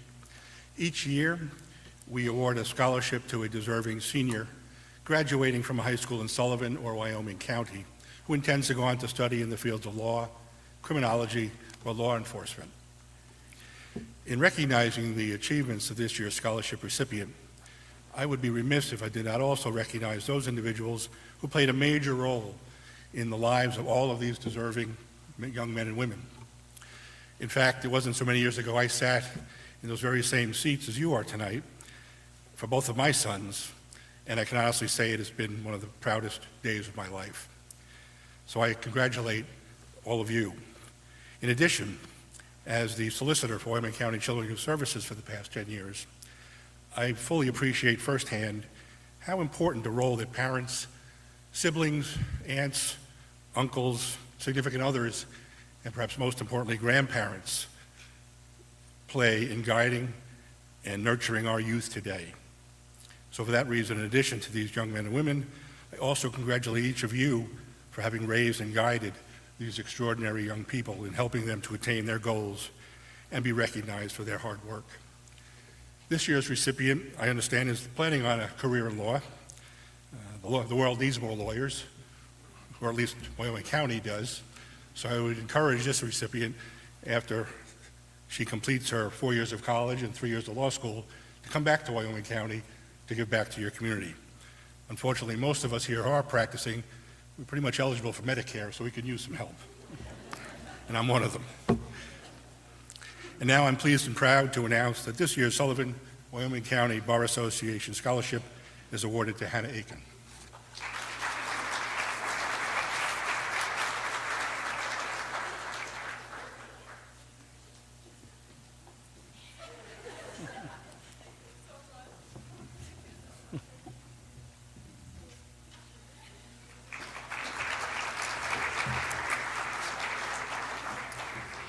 The Luzerne Intermediate Unit 18 Post-Secondary Scholarship, presented by Lori Bennett.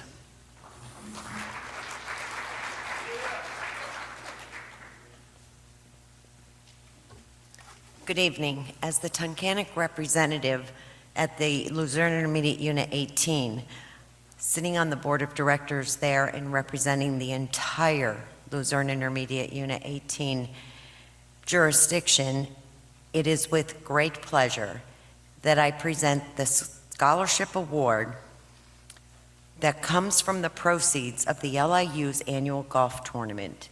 It is for students enrolled or previously who have participated in the Luzerne Intermediate Unit programs and/or services.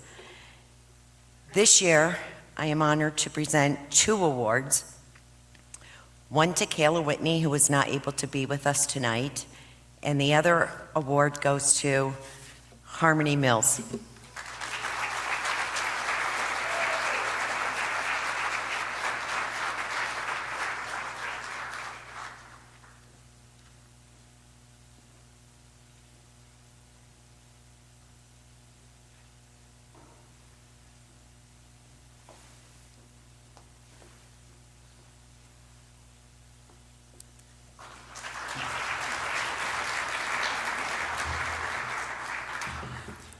the Tunkhannock Business and Professional Women Fran Coleman Memorial Scholarship, presented by Jody Crimmel.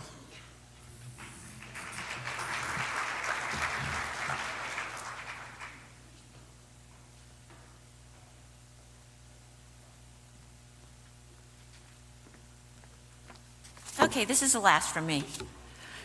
Before I start with the BPW award, I have a different award for Mr. Basher. We in the pool very much appreciate all the dedication and opportunities that we have had to expand the hours and just to have pool time, water aerobics, swim lessons, everything. So to him goes an award.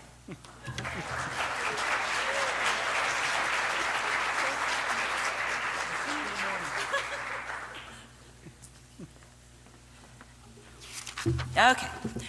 The Tunkhannock Business and Professional Women's Organization, BPW for short, was founded locally in 1947 by a group of women who are interested in promoting equality for area working women. Our national organization, known as Business and Professional Women's Foundation, was founded in 1920, immediately after women won the long-fought battle for the right to vote. The Tunkhannock BPW mission is to achieve equality for all working women in the workplace through advocacy, education, and information.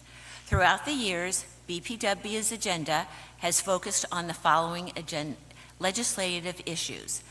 First issue, the elimination of sex discrimination in employment by achieving equal pay for all working women. On the average, women need to work 2 extra months to equal the wages of their male counterparts.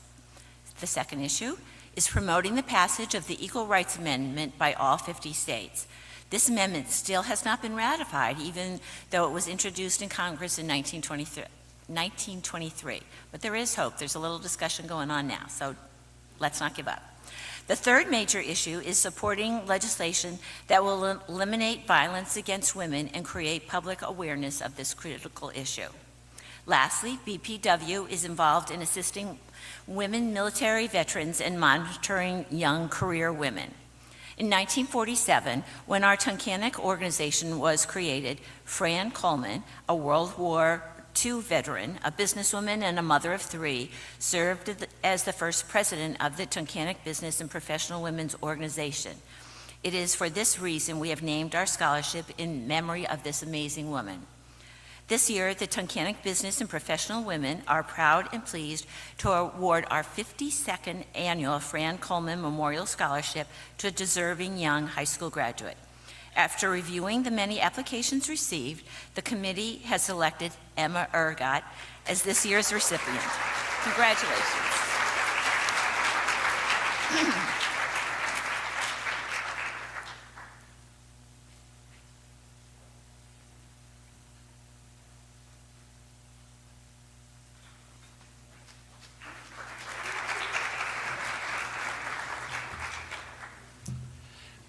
The Sandy Vizoric Memorial Scholarship by Wyoming County Cares, presented by Barb Landon, Catherine Garbus, and the Vizoric family.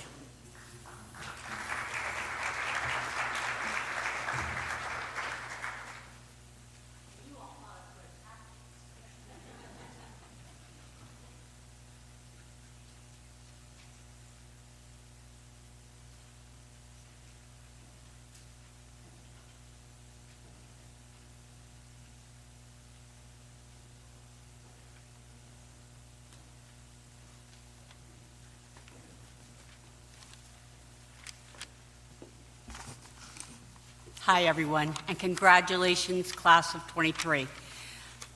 Awesome class, that's all I could say. It's an awesome class. The Sandy Vizoric Scholarship is sponsored by Wyoming County CARES. CARES stands for Coalition on Addiction, Research, Educate, and Support. Around 17 years ago, Sandy, Catherine, myself, many moms and dads, grandmas, grandpas, people in the community, we all came together to see what we can do about substance abuse disorder. Sandy and her husband, Ron, had just lost their son to an overdose. The heroin was rampant in Wyoming County, as well as all over the United States. We formed this group to try to make changes in our county, and we succeeded in many ways, but we're still working at it to make more changes.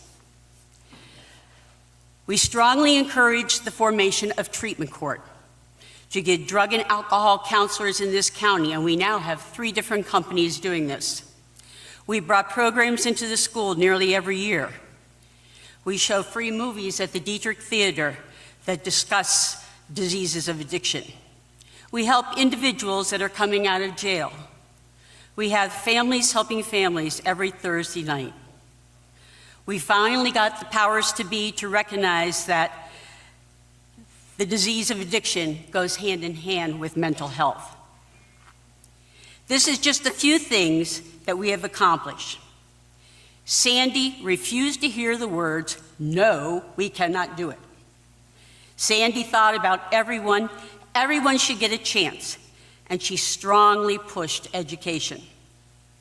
To keep her spirit going, CARES decided to create this scholarship for a high school senior and a person in treatment court that would like to continue their education and help others with this disease.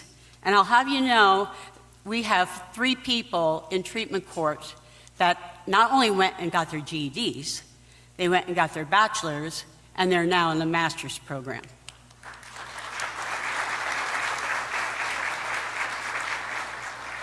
This is the first year we offered the scholarship in memory of Sandy, who had just passed away.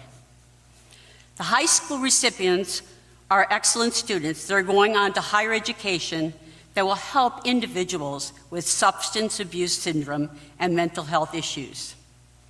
I read somewhere that going through life, it's like planting seeds. You can plant flowers or you can plant weeds. There's no doubt that the 2 young ladies that are getting this scholarship will be planting many fields of flowers. So Hannah Jones and Marty Shoup, would you please come up here and get the first scholarship of the Vizorics.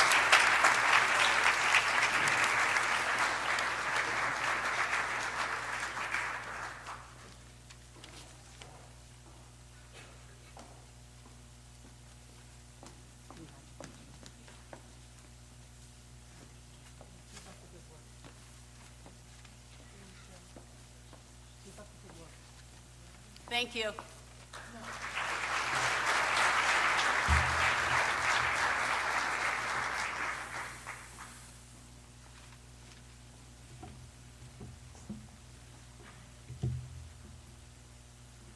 The Ryan M. Shoup Foundation Scholarship, presented by the Shoup family.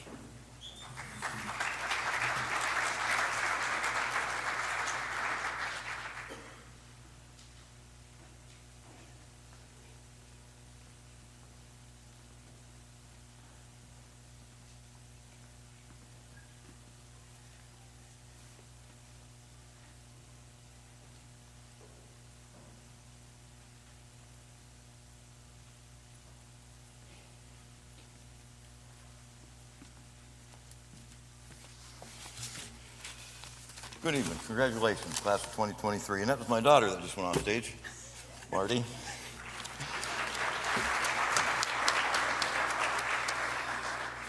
The Ryan M. Shoup Foundation was created in memory of Ryan Shoup, a 1988 graduate of Tunkhannock Area High School. In early 2006, Ryan was diagnosed with amyotrophic lateral sclerosis, ALS, more commonly known as Lou Gehrig's disease. The disease is neurodegenerative and progressively affects nerve cells in the brain and spinal cord, eventually leading to paralysis and death. Currently, there's no cure. Ryan passed away in February 2008 after a courageous battle. His wish was to leave a lasting legacy behind, and this scholarship is the legacy he leaves. Just a quick little story. The recipient tonight, she was about 5 or 6 years old. This is going to give her away. I made the mistake of calling her Purple Page one time, and she got a look on her face of like a teapot, maybe ready to boil over. And she had something in her hand. Well, it was a football. And she wound back and flung that thing at me and hit you where no gentleman wants to be hit. I'm pleased to give this year's scholarship to Paige Maribel.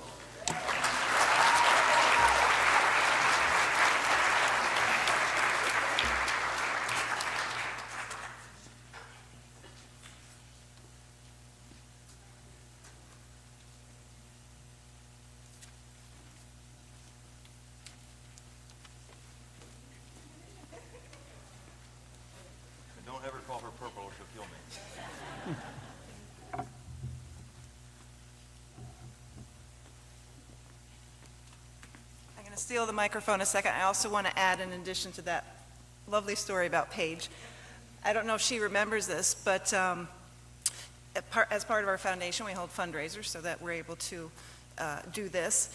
And when she was a little girl, during one of our fundraisers, which was a golf tournament held at Shadowbrook, anyone that knows the Maribel family, they live right off the corner there, Paige set up a lemonade stand right on, I don't know what hole that is, and she collected money and brought it up to us for the foundation. So thank you, Paige, then, and thank you now.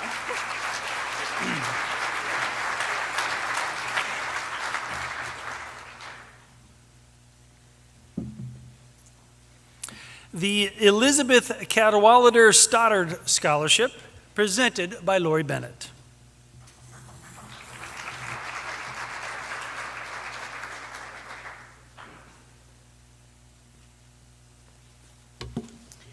This scholarship, according to the will of Harry Stoddard, deceased, is awarded to girls who cannot, without such aid, meet the expenses of learning a trade, vocation, business, or profession to enable them to support themselves. This year, on behalf of the LIU, I would like to present this scholarship to Macy Iddings.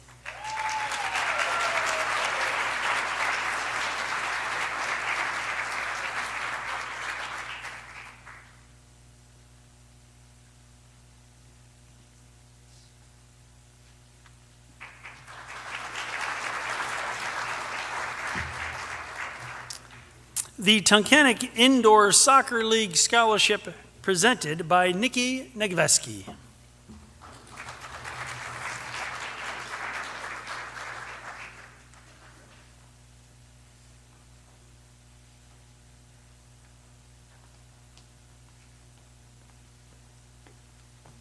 Hi there, I'm Nikki Negveski. I am the president of the Tunkhannock Indoor Soccer League. This is my daughter, Cora. The Tunkhannock Indoor Soccer League services over 300 children for 9 weeks in the Tunkhannock and surrounding areas, and we play soccer all day. It is so fun, and we could not give these soccer scholarships without our community support and the support of our students who come and referee for us. It is with great honor that we present these 2 scholarships. We have seen them play, we've yelled for them, screamed for them, and if you know anything about me, I do not need a microphone. So, with great honor and pleasure, we present, go ahead, just say it. Emma Ercott and Shane Marco.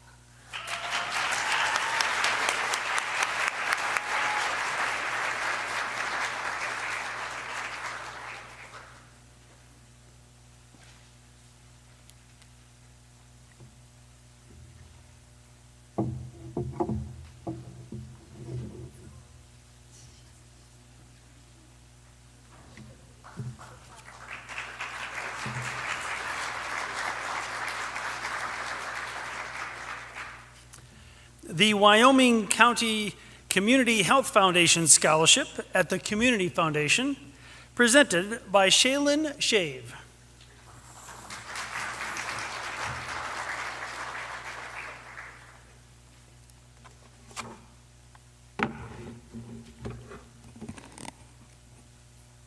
Good evening. I'm Shaylin Shave, Executive Director of the Wyoming County Community Health Foundation, and it is an honor to be here to present this scholarship tonight. As many of you know, up until last year with the closure of Tyler Memorial Hospital here in Tunkhannock, the medical staff of Tyler Hospital each year gave a high school student a scholarship towards their higher education. The medical staff reached out to our foundation to keep the scholarship going after Tyler closed. In doing so, the foundation was able to double the amount of the scholarship, so we were able to provide more financial assistance to a deserving senior. We will continue to provide this scholarship each year to a senior who will be continuing their education in the medical field. Without further ado, our very first recipient for the 2023 Wyoming County Community Health Foundation Scholarship, which has been selected among several committee members, is Alyssa Makula.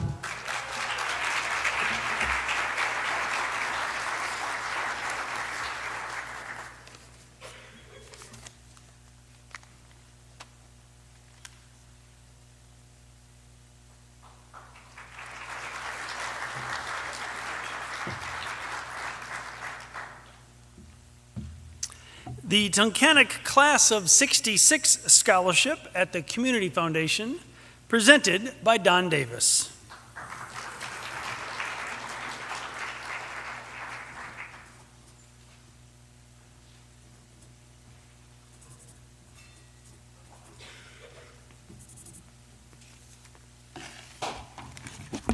Thank you. And taking words of my former student, volleyball player and whatever, I'm one of the older, or I'm from the oldies, I guess. Is that how you worded it? The olden days. I'm here to give the scholarship for the class of 1966. We started this scholarship on our 50th reunion. And before I tell you how we got it, I'd like the young lady to come up. Emily Marizaz.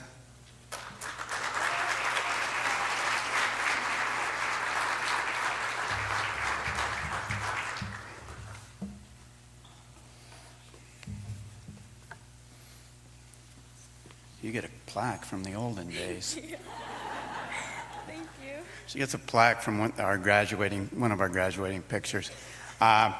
We decided to do this because all of us have strong feelings for Tunkhannock High School. And so we worked this with the Community Foundation. We send out redacted applications to our classmates, and they look at the seniors. They look at their grade point average, their class rank, their community service, their service within the community, financial aid, and then the alumni get back to us and give us a winner. Emily has been very instrumental in helping Rotary out with projects such as the 4th of July fireworks. She works for Interfaith, helps out there and helps with food packaging.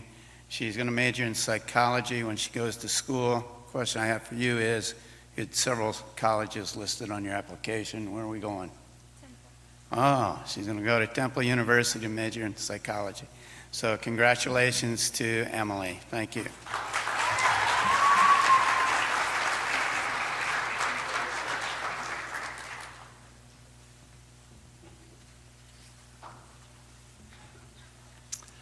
The Dr. W. Dayton and Diane Shelley Memorial Scholarship at the Community Foundation, presented by Melissa Shelley Kandrovi.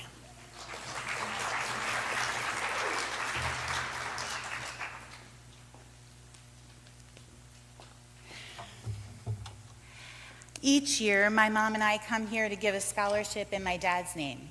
We see so many familiar faces of those here to give in the name of their own loved ones. We've all heard each other's stories. So many of them are sad and so many are heartfelt. That's my favorite part of this night, that all of us are here to make something sad into something beautiful.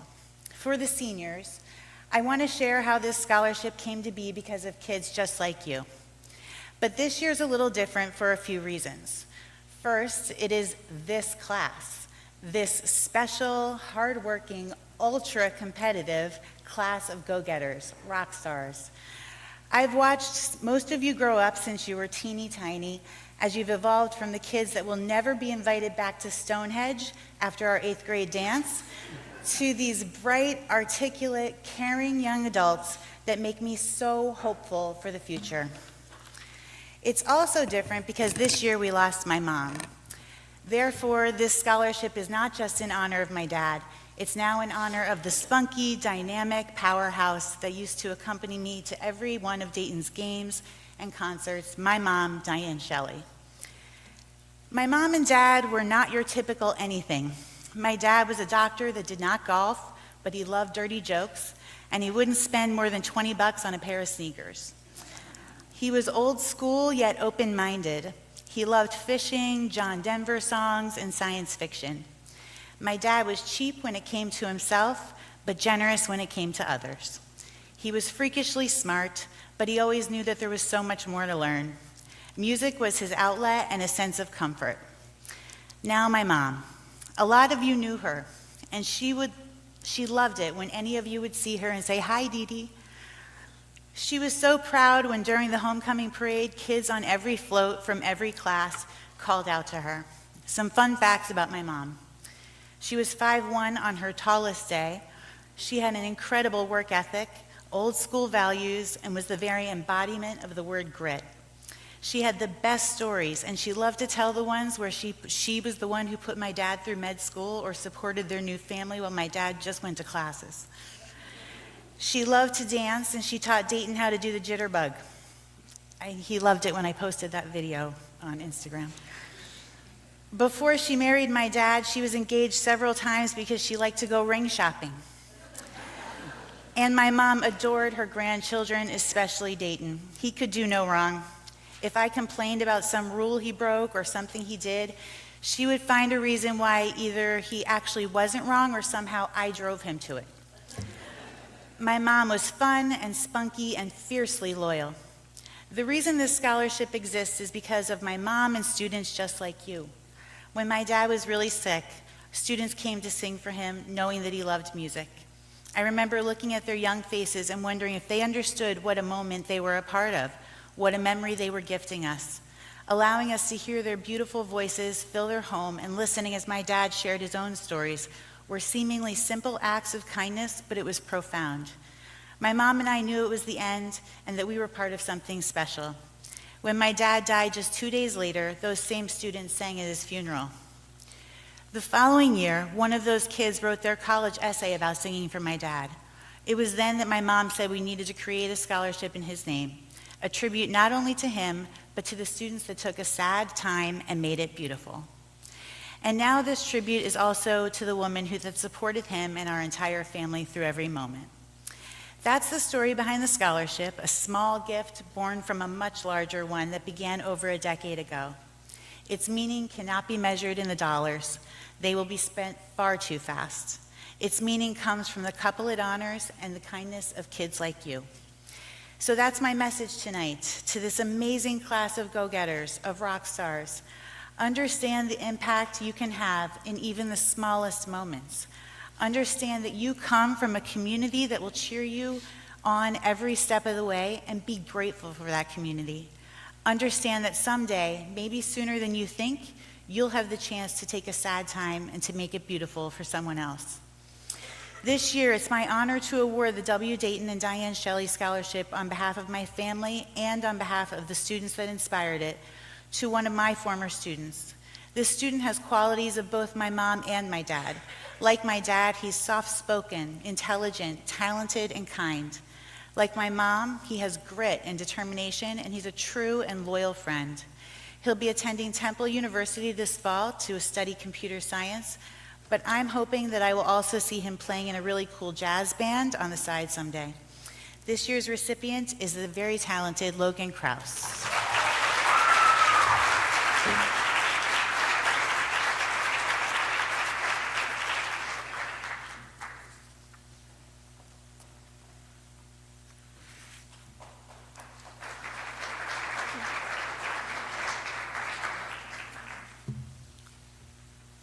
The Charles Edward Coach Shaw Memorial Scholarship, presented by Don Davis.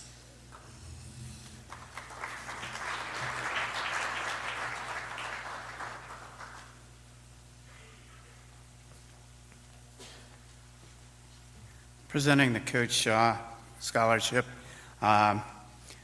Every year that I come to this, it's an amazing event, and I'd like to thank the administration for everything they do.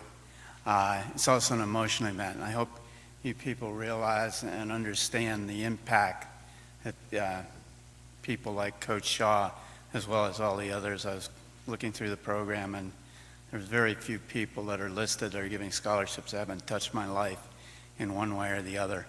And it's nice to see some of my former students up here presenting awards.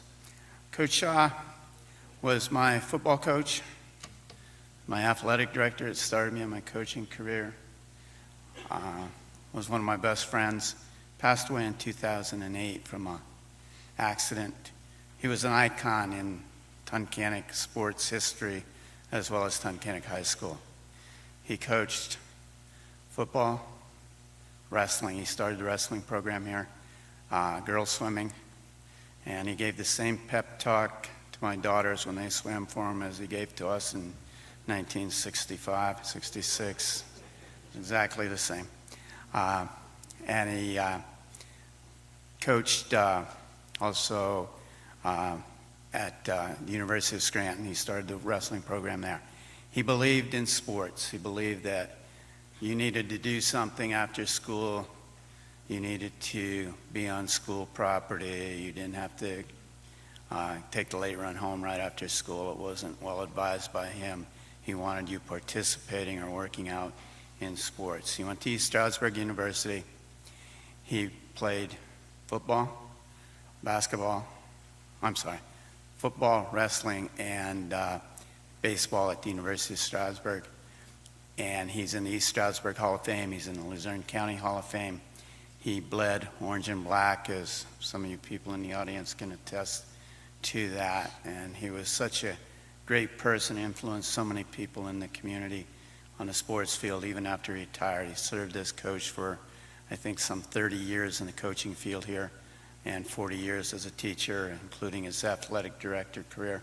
But even when he left and retired, he never walked away from Tunkhannock sports and the Tunkhannock community. He was always so proud of that. And tonight's winner of the Coach Shaw Award is Ben Chilson.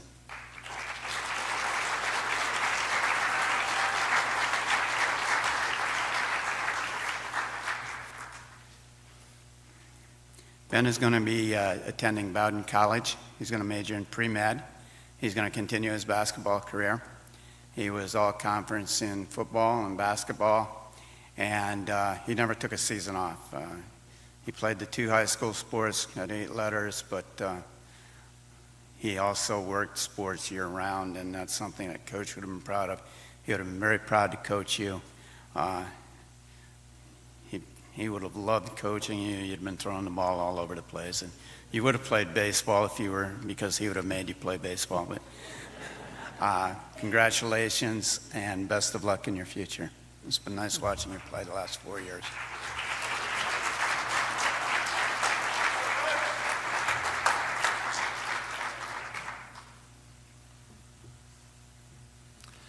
The Tunkhannock Area Education Association Scholarships presented by Rob Kushke.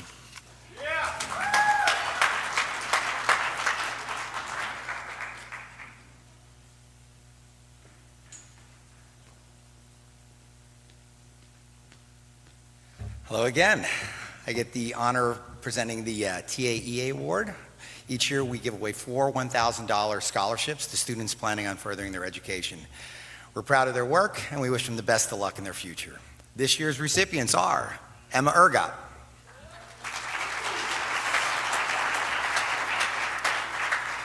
Emma Holdridge,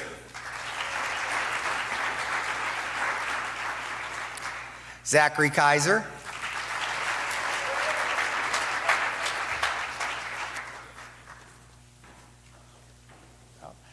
and Callie Wisnowski.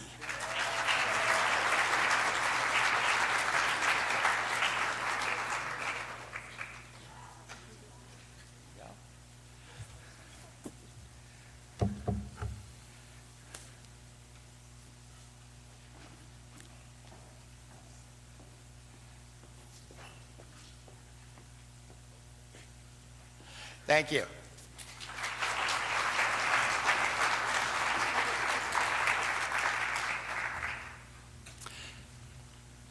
The Rose Bruno Memorial Scholarship from the estate of Ron Slamus, presented by Katie Wisnowski.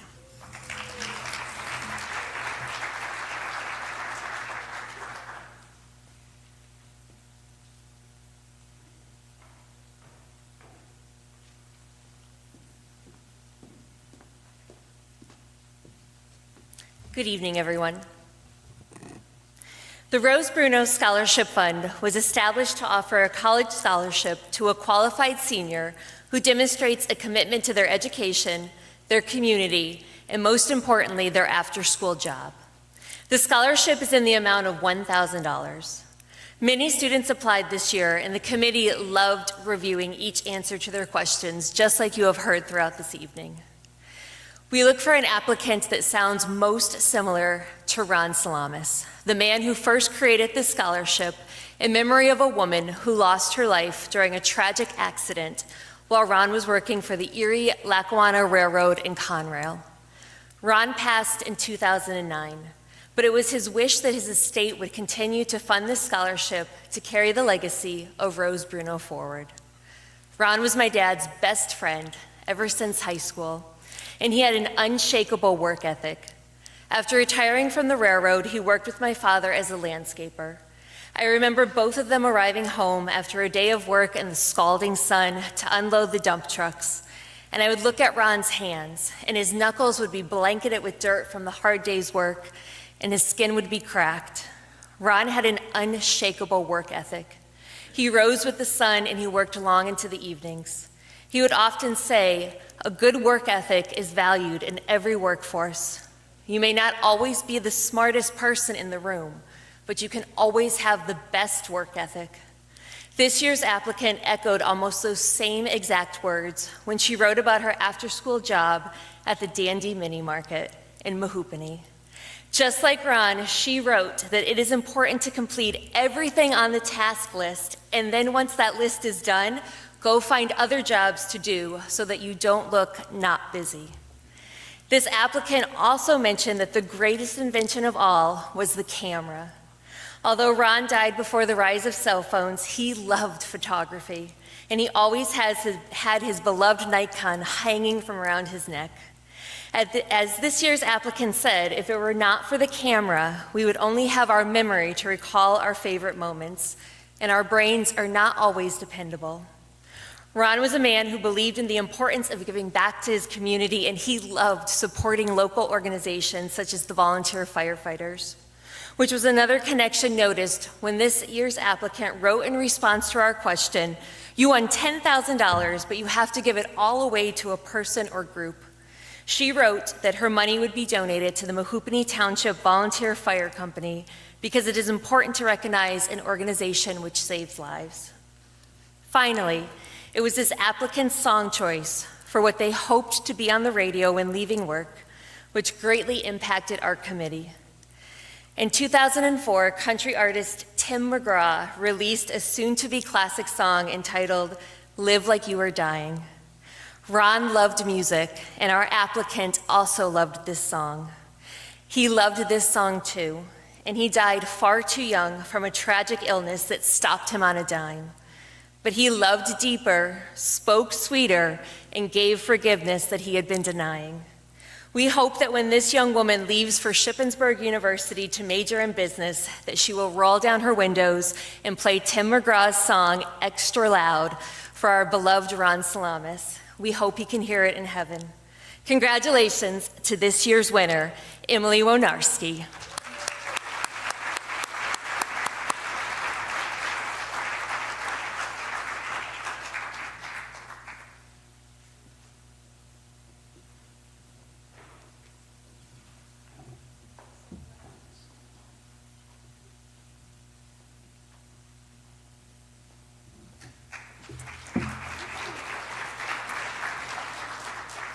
The Tunkhannock Rotary Club Scholarships, presented by Don Davis.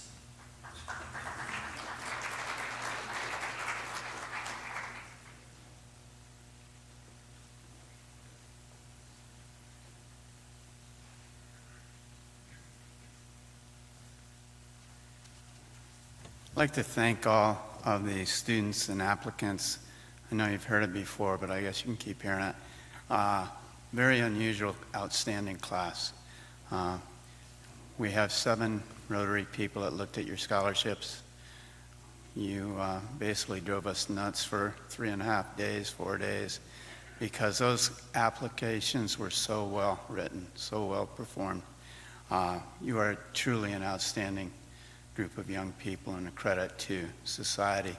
And the one thing that came back to me, and as we discussed, there are so many great kids in this class, and you should be proud of yourselves.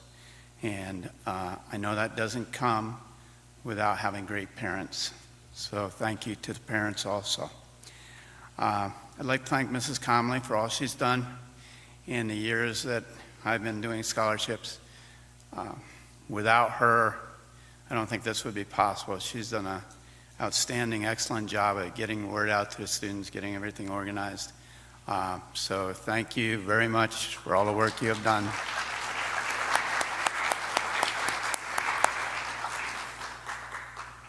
This year, Rotary is giving a scholarship, $1,000 scholarship to a four-year student, college student, and a $1,000 scholarship to vocational students. Our winners this year, Ben Canella and Nathan Schaefer.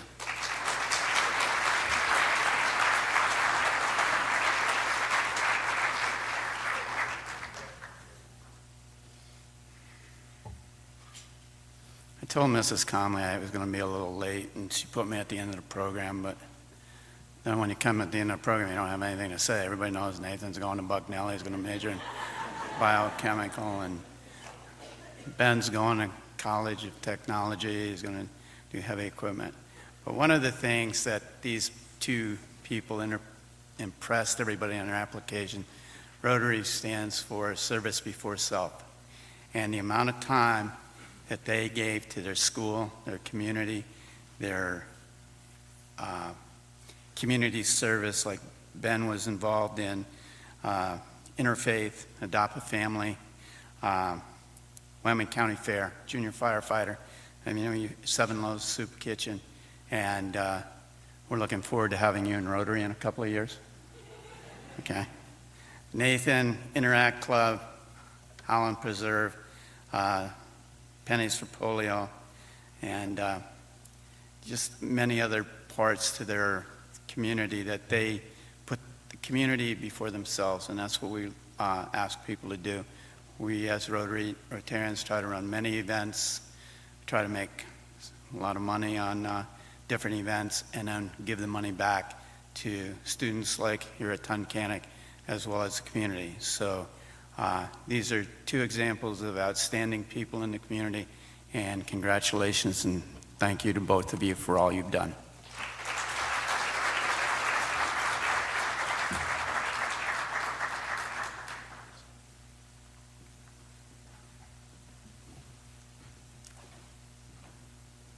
The Tara Sheridan Memorial Swim Award, presented by Tim Mislevy.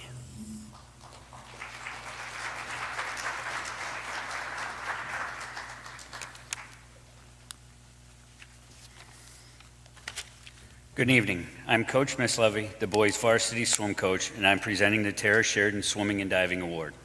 The award is given in her memory by her parents, Tom and Charm Sheridan. Tara passed away shortly after her senior year, July 19th, 1991. This award is very special to me because she was my cousin. I dove with Tara during her sophomore and junior year. Tara had a great personality, she was a hard worker, and always did what was best for the team. These are some of the qualities the committee is looking for in the person who is receiving this award. This year's winner of the Tara Sheridan Award in the amount of $1,000 is Emma Holdridge.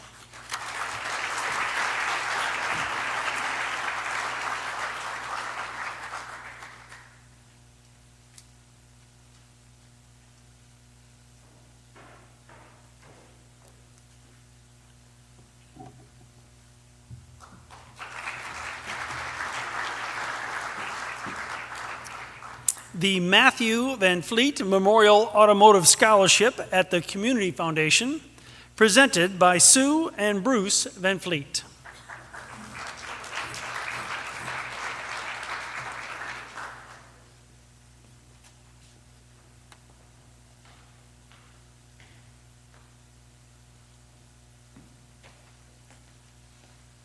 We've done a few of these, and I've never been this long on the list, so I've heard a lot more this year than usual.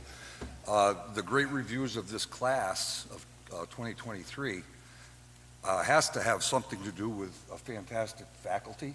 Yes. So I think they deserve a round of applause.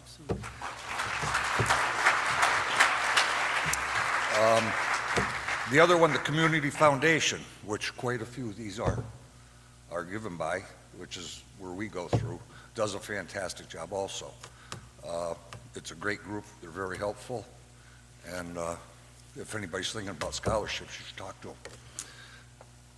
Now, just a little bit about Matt. He wasn't a scholar. He wasn't the best athlete, but he could walk into a room of 50 miserable people and have them all be best friends in 5 minutes. Big heart. He, the things that he didn't do, or one thing, but he did, as I was, has a love for machines, cars, motorcycles, trucks. Always working on them, very good at it. That's one of the reasons we did it as an automotive. The other reason is I was an automotive technician for about 30 years. It's not as easy as it used to be. You need to be educated. You need to really work hard at it. So that's why we did that part. The reason we give him the scholarship is because Matthew passed away, and he died in an alcohol-related high-speed accident. He was not a driver. So that's one of the reasons I come up here, because I want all you people, parents included, faculty, don't drink and drive. Don't make someone you love come up here and do this. It's not fun. With that, so that's why we gave the scholarship, and the criteria was pretty much basically finding somebody that loved the automotive field and wanted to pursue further education in it. This year, the recipient is Anthony Oster. Oster?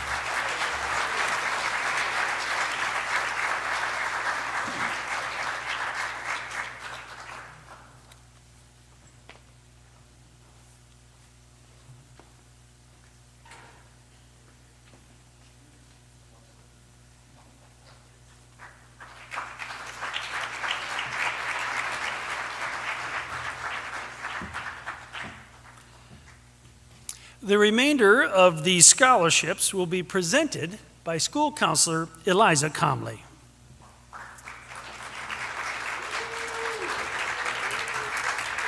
The Susquehanna Beekeepers Association College Scholarship at the Community Foundation. This scholarship was established by the Susquehanna Beekeepers Association to provide college tuition assistance to students from northeastern Pennsylvania. This year's winner is Emily Seward.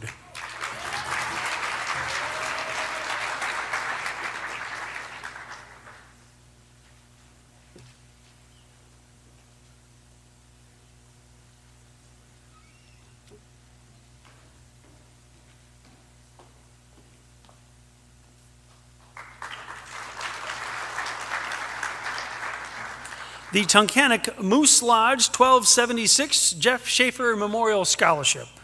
The Jeff Schaefer Memorial Scholarship is an annual scholarship given by the Tunkhannock Moose Lodge, Chapter 1276. Jeff was a 1978 graduate of TAHS and was a member of the Tunkhannock Moose Lodge for several years. He ran the family business, Schaefer's Heating and Plumbing, in Tunkhannock. This annual scholarship is given to a deserving graduating senior who is planning to continue their education at a vocational college or trade school. The scholarship is $1,000 and can be used for any school expenses. This year's deserving recipient is Ben Canella.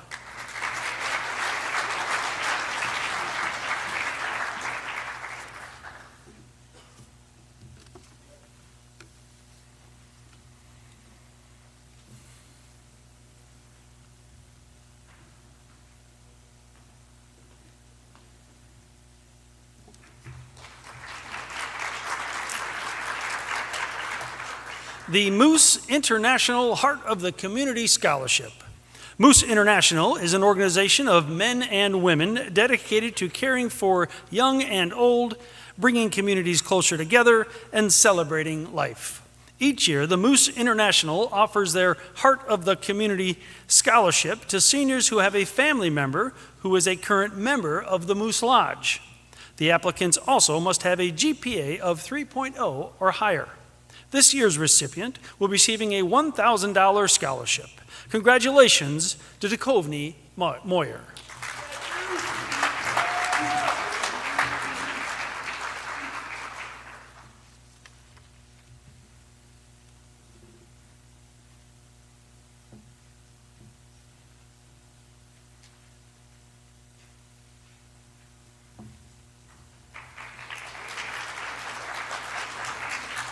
The Joan Carter Bean Scholarship at the Community Foundation. These words from the Bean family. Joni Carter was a 1952 graduate of Tunkhannock, where she was a cheerleader, actress, artist, and scholar. She grew up at her beloved Lake Cary, graduated from Penn State in 1956, and became a wife, mother, and eventually a grandmother. She put family first, but always cherished her ties to Tunkhannock. She taught Vacation Bible School, Sunday School, and was both a den mother and a Girl Scout leader. Whenever she was asked what she wanted for her birthday, her reply was always a simple, "I just want everyone to get along." That's great life advice. We are confident that this year's recipient will bring honor to our mom's life and memory. We wish you the best as you begin the next step of your journey, and all of the Beans hope that you will continue to value academics, athletics, the arts, and activities both at school and in your community. We also hope that you will continue to honor Tunkhannock Area High School by your thoughts and actions. Thank you to all of the applicants, and sincere congratulations to our 26th honoree, Milena Nestor.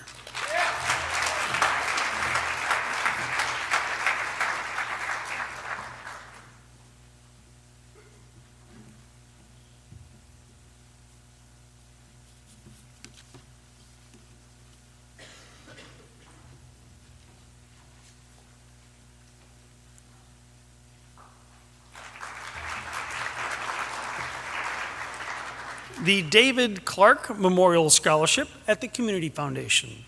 The Community Foundation established the David Clark Memorial Scholarship to benefit a Tunkhannock Area High School student who has overcome personal adversity to graduate from high school and to go on to college. The winner of the David Clark Memorial Scholarship is Emily Seward.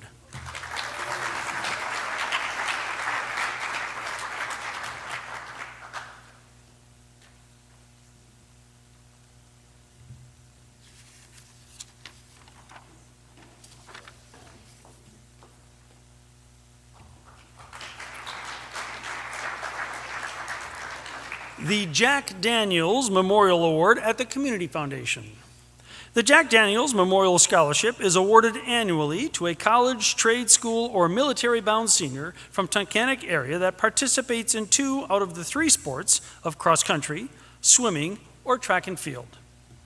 The winner is determined by a formula that adds the best 2 of a student athlete's places in an individual event at district meets in cross-country, swimming, and or track and field, plus the student athlete's class rank. Additional points are also awarded for other interests and activities that are in line with Jack's interests and activities as listed on the applicant's resume. The person for whom this scholarship is named placed 6th at varsity cross-country districts, while also qualified for districts in the 500 freestyle in swimming, placed 4th at varsity track and field districts in the 3,200 meter run, and was tied for 2nd in his class academically. Just prior to his death following his freshman year at Tunkhannock area. He was also a member of the band, was active in his church, was a member of the steering committee, and was also involved with Students Against Drunk Driving. After plugging all the numbers into the formula, this year's Jack Daniels Memorial Scholarship recipient is Sophia Mancuso.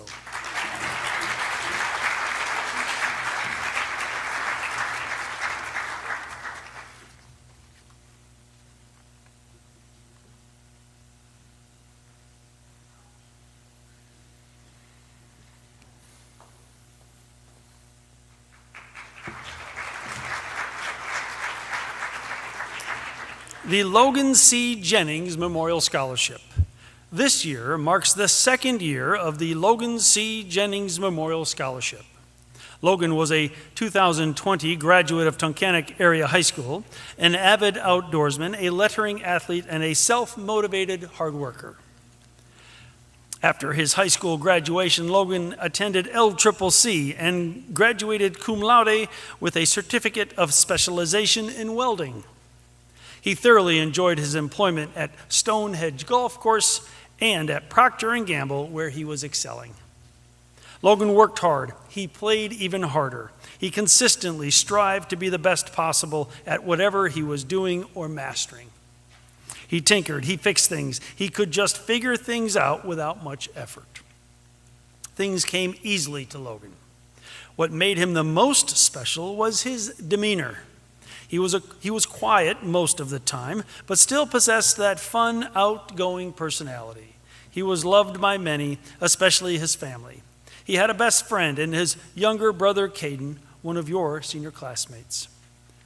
This scholarship is being awarded to a graduating senior who noticeably works hard, plays hard, and shines like Logan.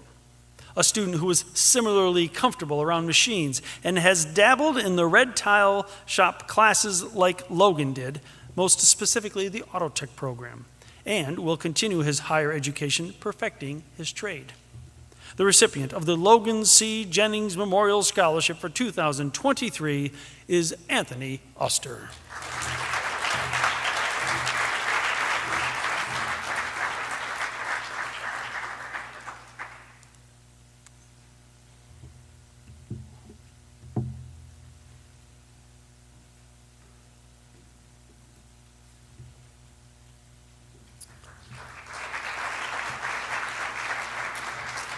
The Tunkhannock Chapter Daughters of the American Revolution Scholarship. The Tunkhannock Chapter Daughters of the American Revolution has been involved in the local community since 1900 with a core mission to promote patriotic, educational, community, and conservation projects in Wyoming County, as well as to bring attention to the important role that area citizens have played in making our local history so very rich. Students who have graduated from Tunkhannock Area High School have also done their part in contributing to the general welfare of our Commonwealth and nation through education and service. Young men and women from this school district have also been faithful in their commitment to this country as outstanding members of our military. For this, we are grateful. We, therefore, take pleasure in awarding this scholarship, knowing that in some small way, we are able to help a student pursue their goals of preparing for the next round in their education. We are pleased to present the 2023 scholarship to Emily Marias.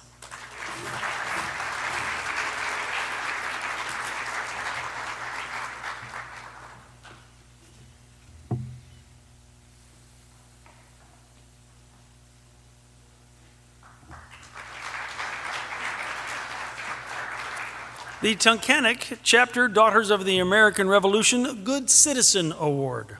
For more than a century, the members of the Daughters of the American Revolution have dedicated themselves to historical preservation, encouragement of patriotic endeavors, and the promotion of education. These goals are as relevant in today's society as they were when the organization was founded in 1890. We are a non-political, volunteer women's service organization with each member having proven lineal descent from a patriot of the American Revolution. The recipient of the Good Citizens Award was selected by her school and has shown the qualities of dependability, service, leadership, and patriotism. This year's Good Citizen Award for Tunkhannock High School is Kendra Brocious.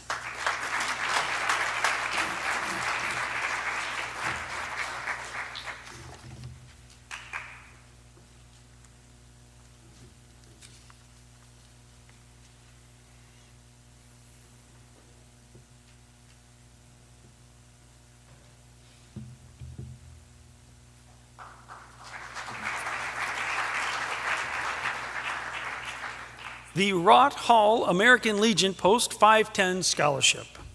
The Rott Hall American Legion Post 510 is located off Route 6 in Black Walnut. The formation of Post 510 was in 1932. Post 510 is part of the nation's largest veterans service organization, committed to mentoring youth and sponsorship of wholesome programs in the community, advocating patriotism and honor, promoting strong national security, and continued devotion to our fellow service members and veterans. From the class of 2023, it is the pleasure of Post 510 to recognize 4 Tunkhannock High School seniors. This year's recipients will each be receiving a $1,000 scholarship. Congratulations to Ashton Blight, Hannah Aken, Ben Chilson, and Anna Jerome.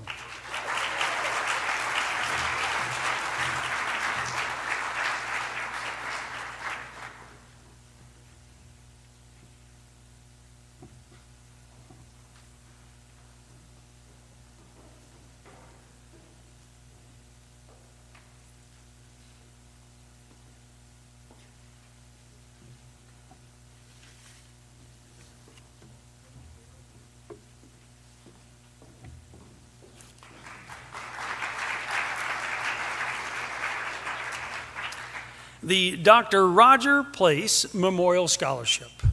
The Dr.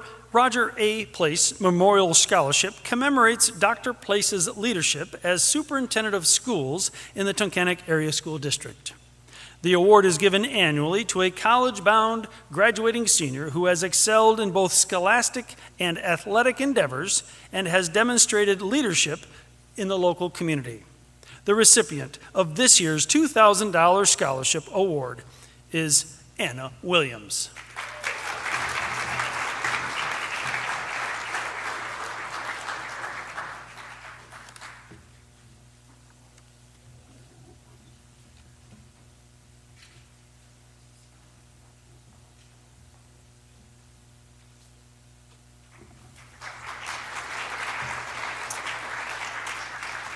The Sandra M. Ide Memorial Scholarship.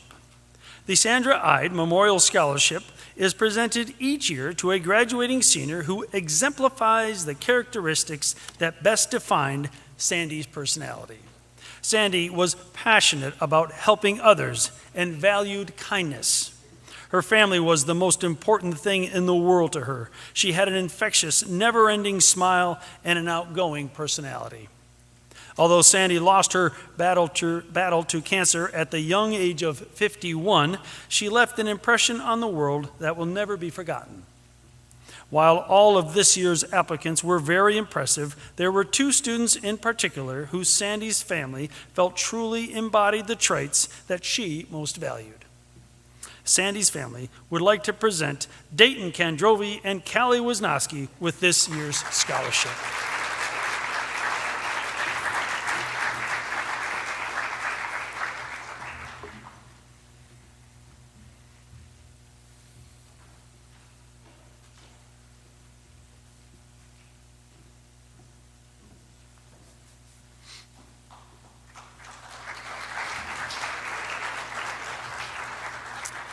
The Joseph Dower Scholarship Award at the Community Foundation.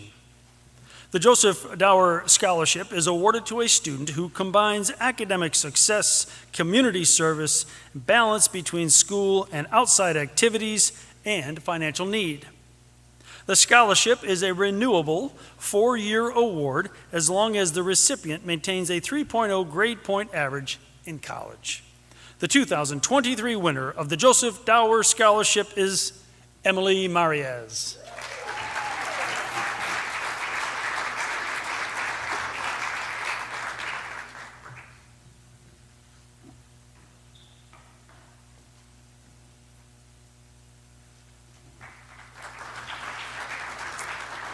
The Francis and Marion Wright Scholarship.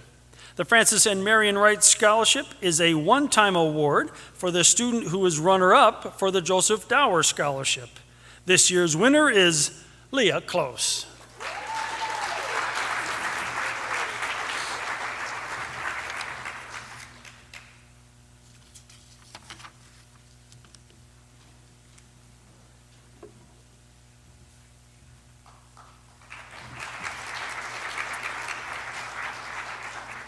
the Dr. Karen Boback Community Service Award. These words on behalf of Dr. Boback.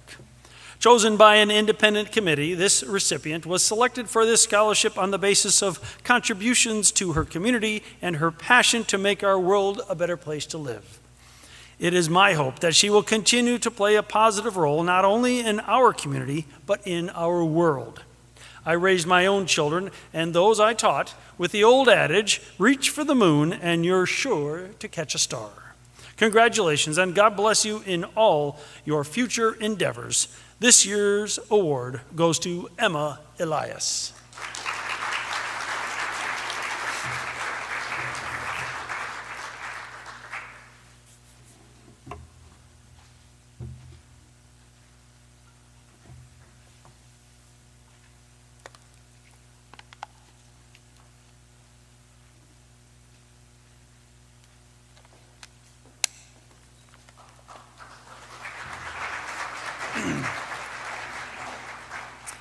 The Ralph V. Martin Family Scholarship. The Ralph V. Martin Family Scholarship was established by the family and friends of the late Mr. Martin to provide tuition assistance to graduates in the top 25th percentile who will matriculate to college or a post-secondary degree program. This year's recipients are Hannah Aken and Connor Chesner.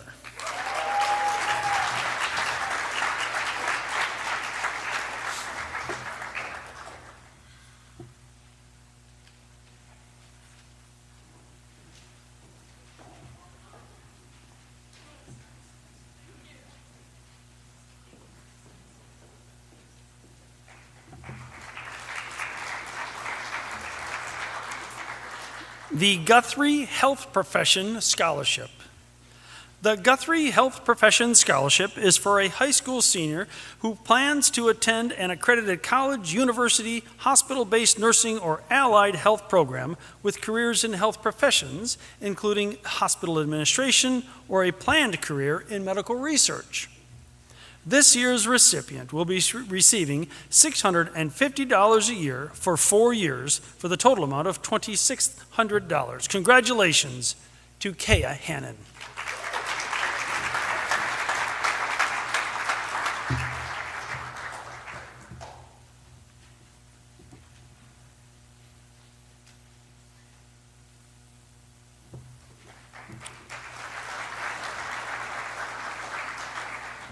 The Factoryville Sportsman's Club Fred Locke Memorial Scholarship. The Factoryville Sportsman's Club holds an annual sporting clays shoot each spring to raise money for the Fred Locke Memorial Scholarships.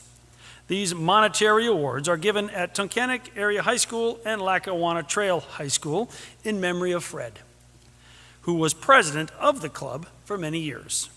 This year, the club is awarding this memorial scholarship to senior Benjamin Canella.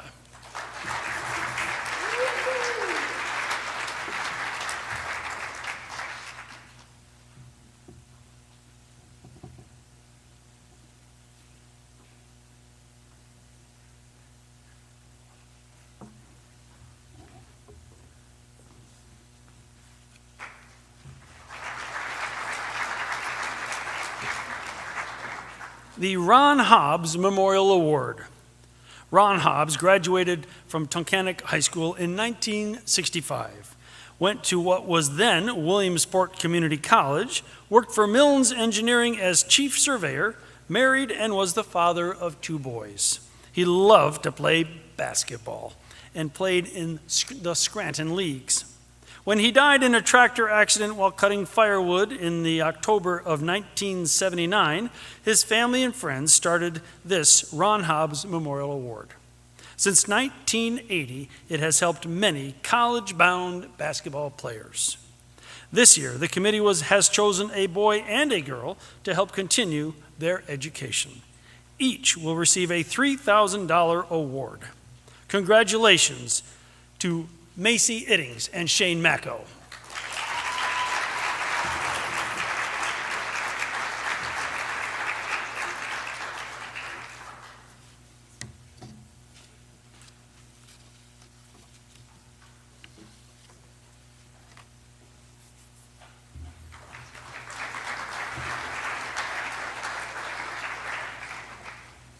the Jackie Dispenza Memorial Scholarship. These words from Maureen Dispenza, mother of Jackie Dispenza. Jackie Dispenza graduated from Tunkhannock High in 2007 and passed away in a car accident on her way to work in 2011 at the age of 21. She was bright, quick-witted, and had a smile that lit up every room. The Jackie Dispenza Memorial Scholarship was created by members of the Wyoming County community in her memory. Jackie struggled with anxiety and low self-esteem. To know her, you would wonder why. However, she, like many of us, placed far too much emphasis on others' opinions rather than our own self-worth. As you move toward the next chapter of your lives, remember the only opinion of you that matters is your own. Let no one but you define who you are. You are in charge of your destiny. I wish you all the best for a successful, loving, as well as a rewarding life. Congratulations to the winner of this year's scholarship, Callie Wisnowski.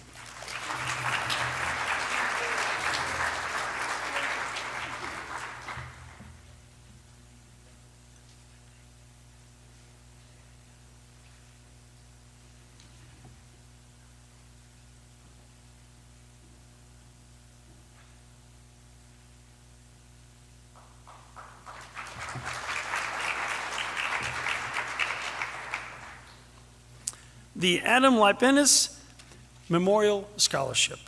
This scholarship was established by the family of the late Adam Lipinis to provide tuition assistance to a graduating senior who will attend a post-secondary degree program with priority given to a student majoring in welding or automotive technology. This year's winner is Anthony Oster.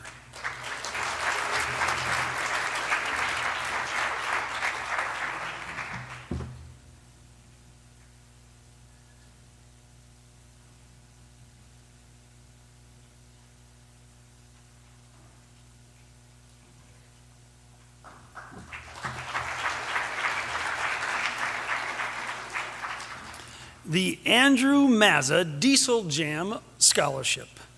Andrew Mazza lost his life after heroically saving the life of another in a car accident in 2016. The Diesel Jam Truck Show event was created to honor Andrew's life and to recognize his character and courage. The event sports 20 scholarships to local high school students who are entering into a trade school. The 2023 winner of the Andrew Mazza Diesel Jam Scholarship is Ben Canella.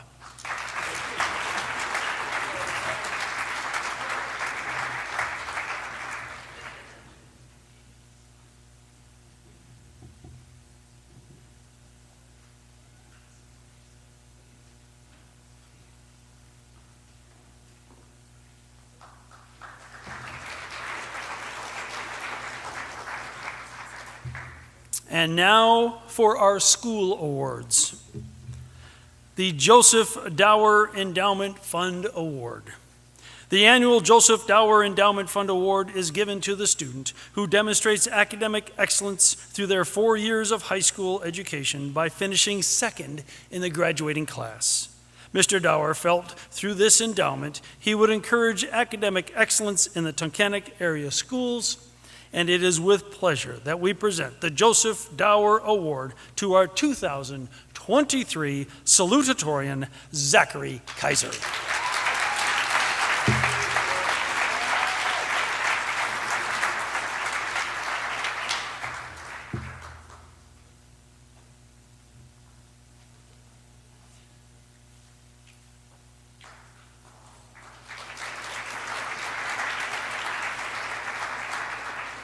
The Tunkhannock Area High School Scholarship Award. This annual scholarship award is given to the senior who ranks first academically in the graduating class. This award recognizes academic excellence and encourages success in future career goals. It is my honor to present this year's scholarship award to our 2023 valedictorian, Benjamin Schultz.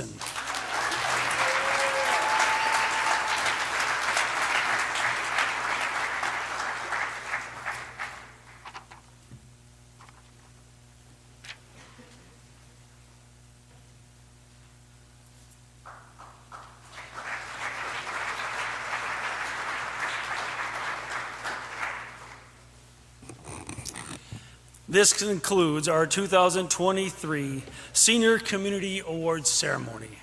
I congratulate all of the students who received these generous and heartfelt scholarship awards. And on behalf of the Tunkhannock Area School District, I sincerely thank each family, business, and organization which contributed to this heartfelt event. Special recognition goes to school counselor Eliza Comley, who is the mastermind behind scholarships and this ceremony. We wish her the best in her retirement. Special thanks to Kevin Kreinberg for his audio and video expertise, Sherry Gregory for her clerical expertise in creating the program, and Barb Sick, who's behind the curtain capturing photographs just off stage. I wish you and your families well. Stay safe and good night.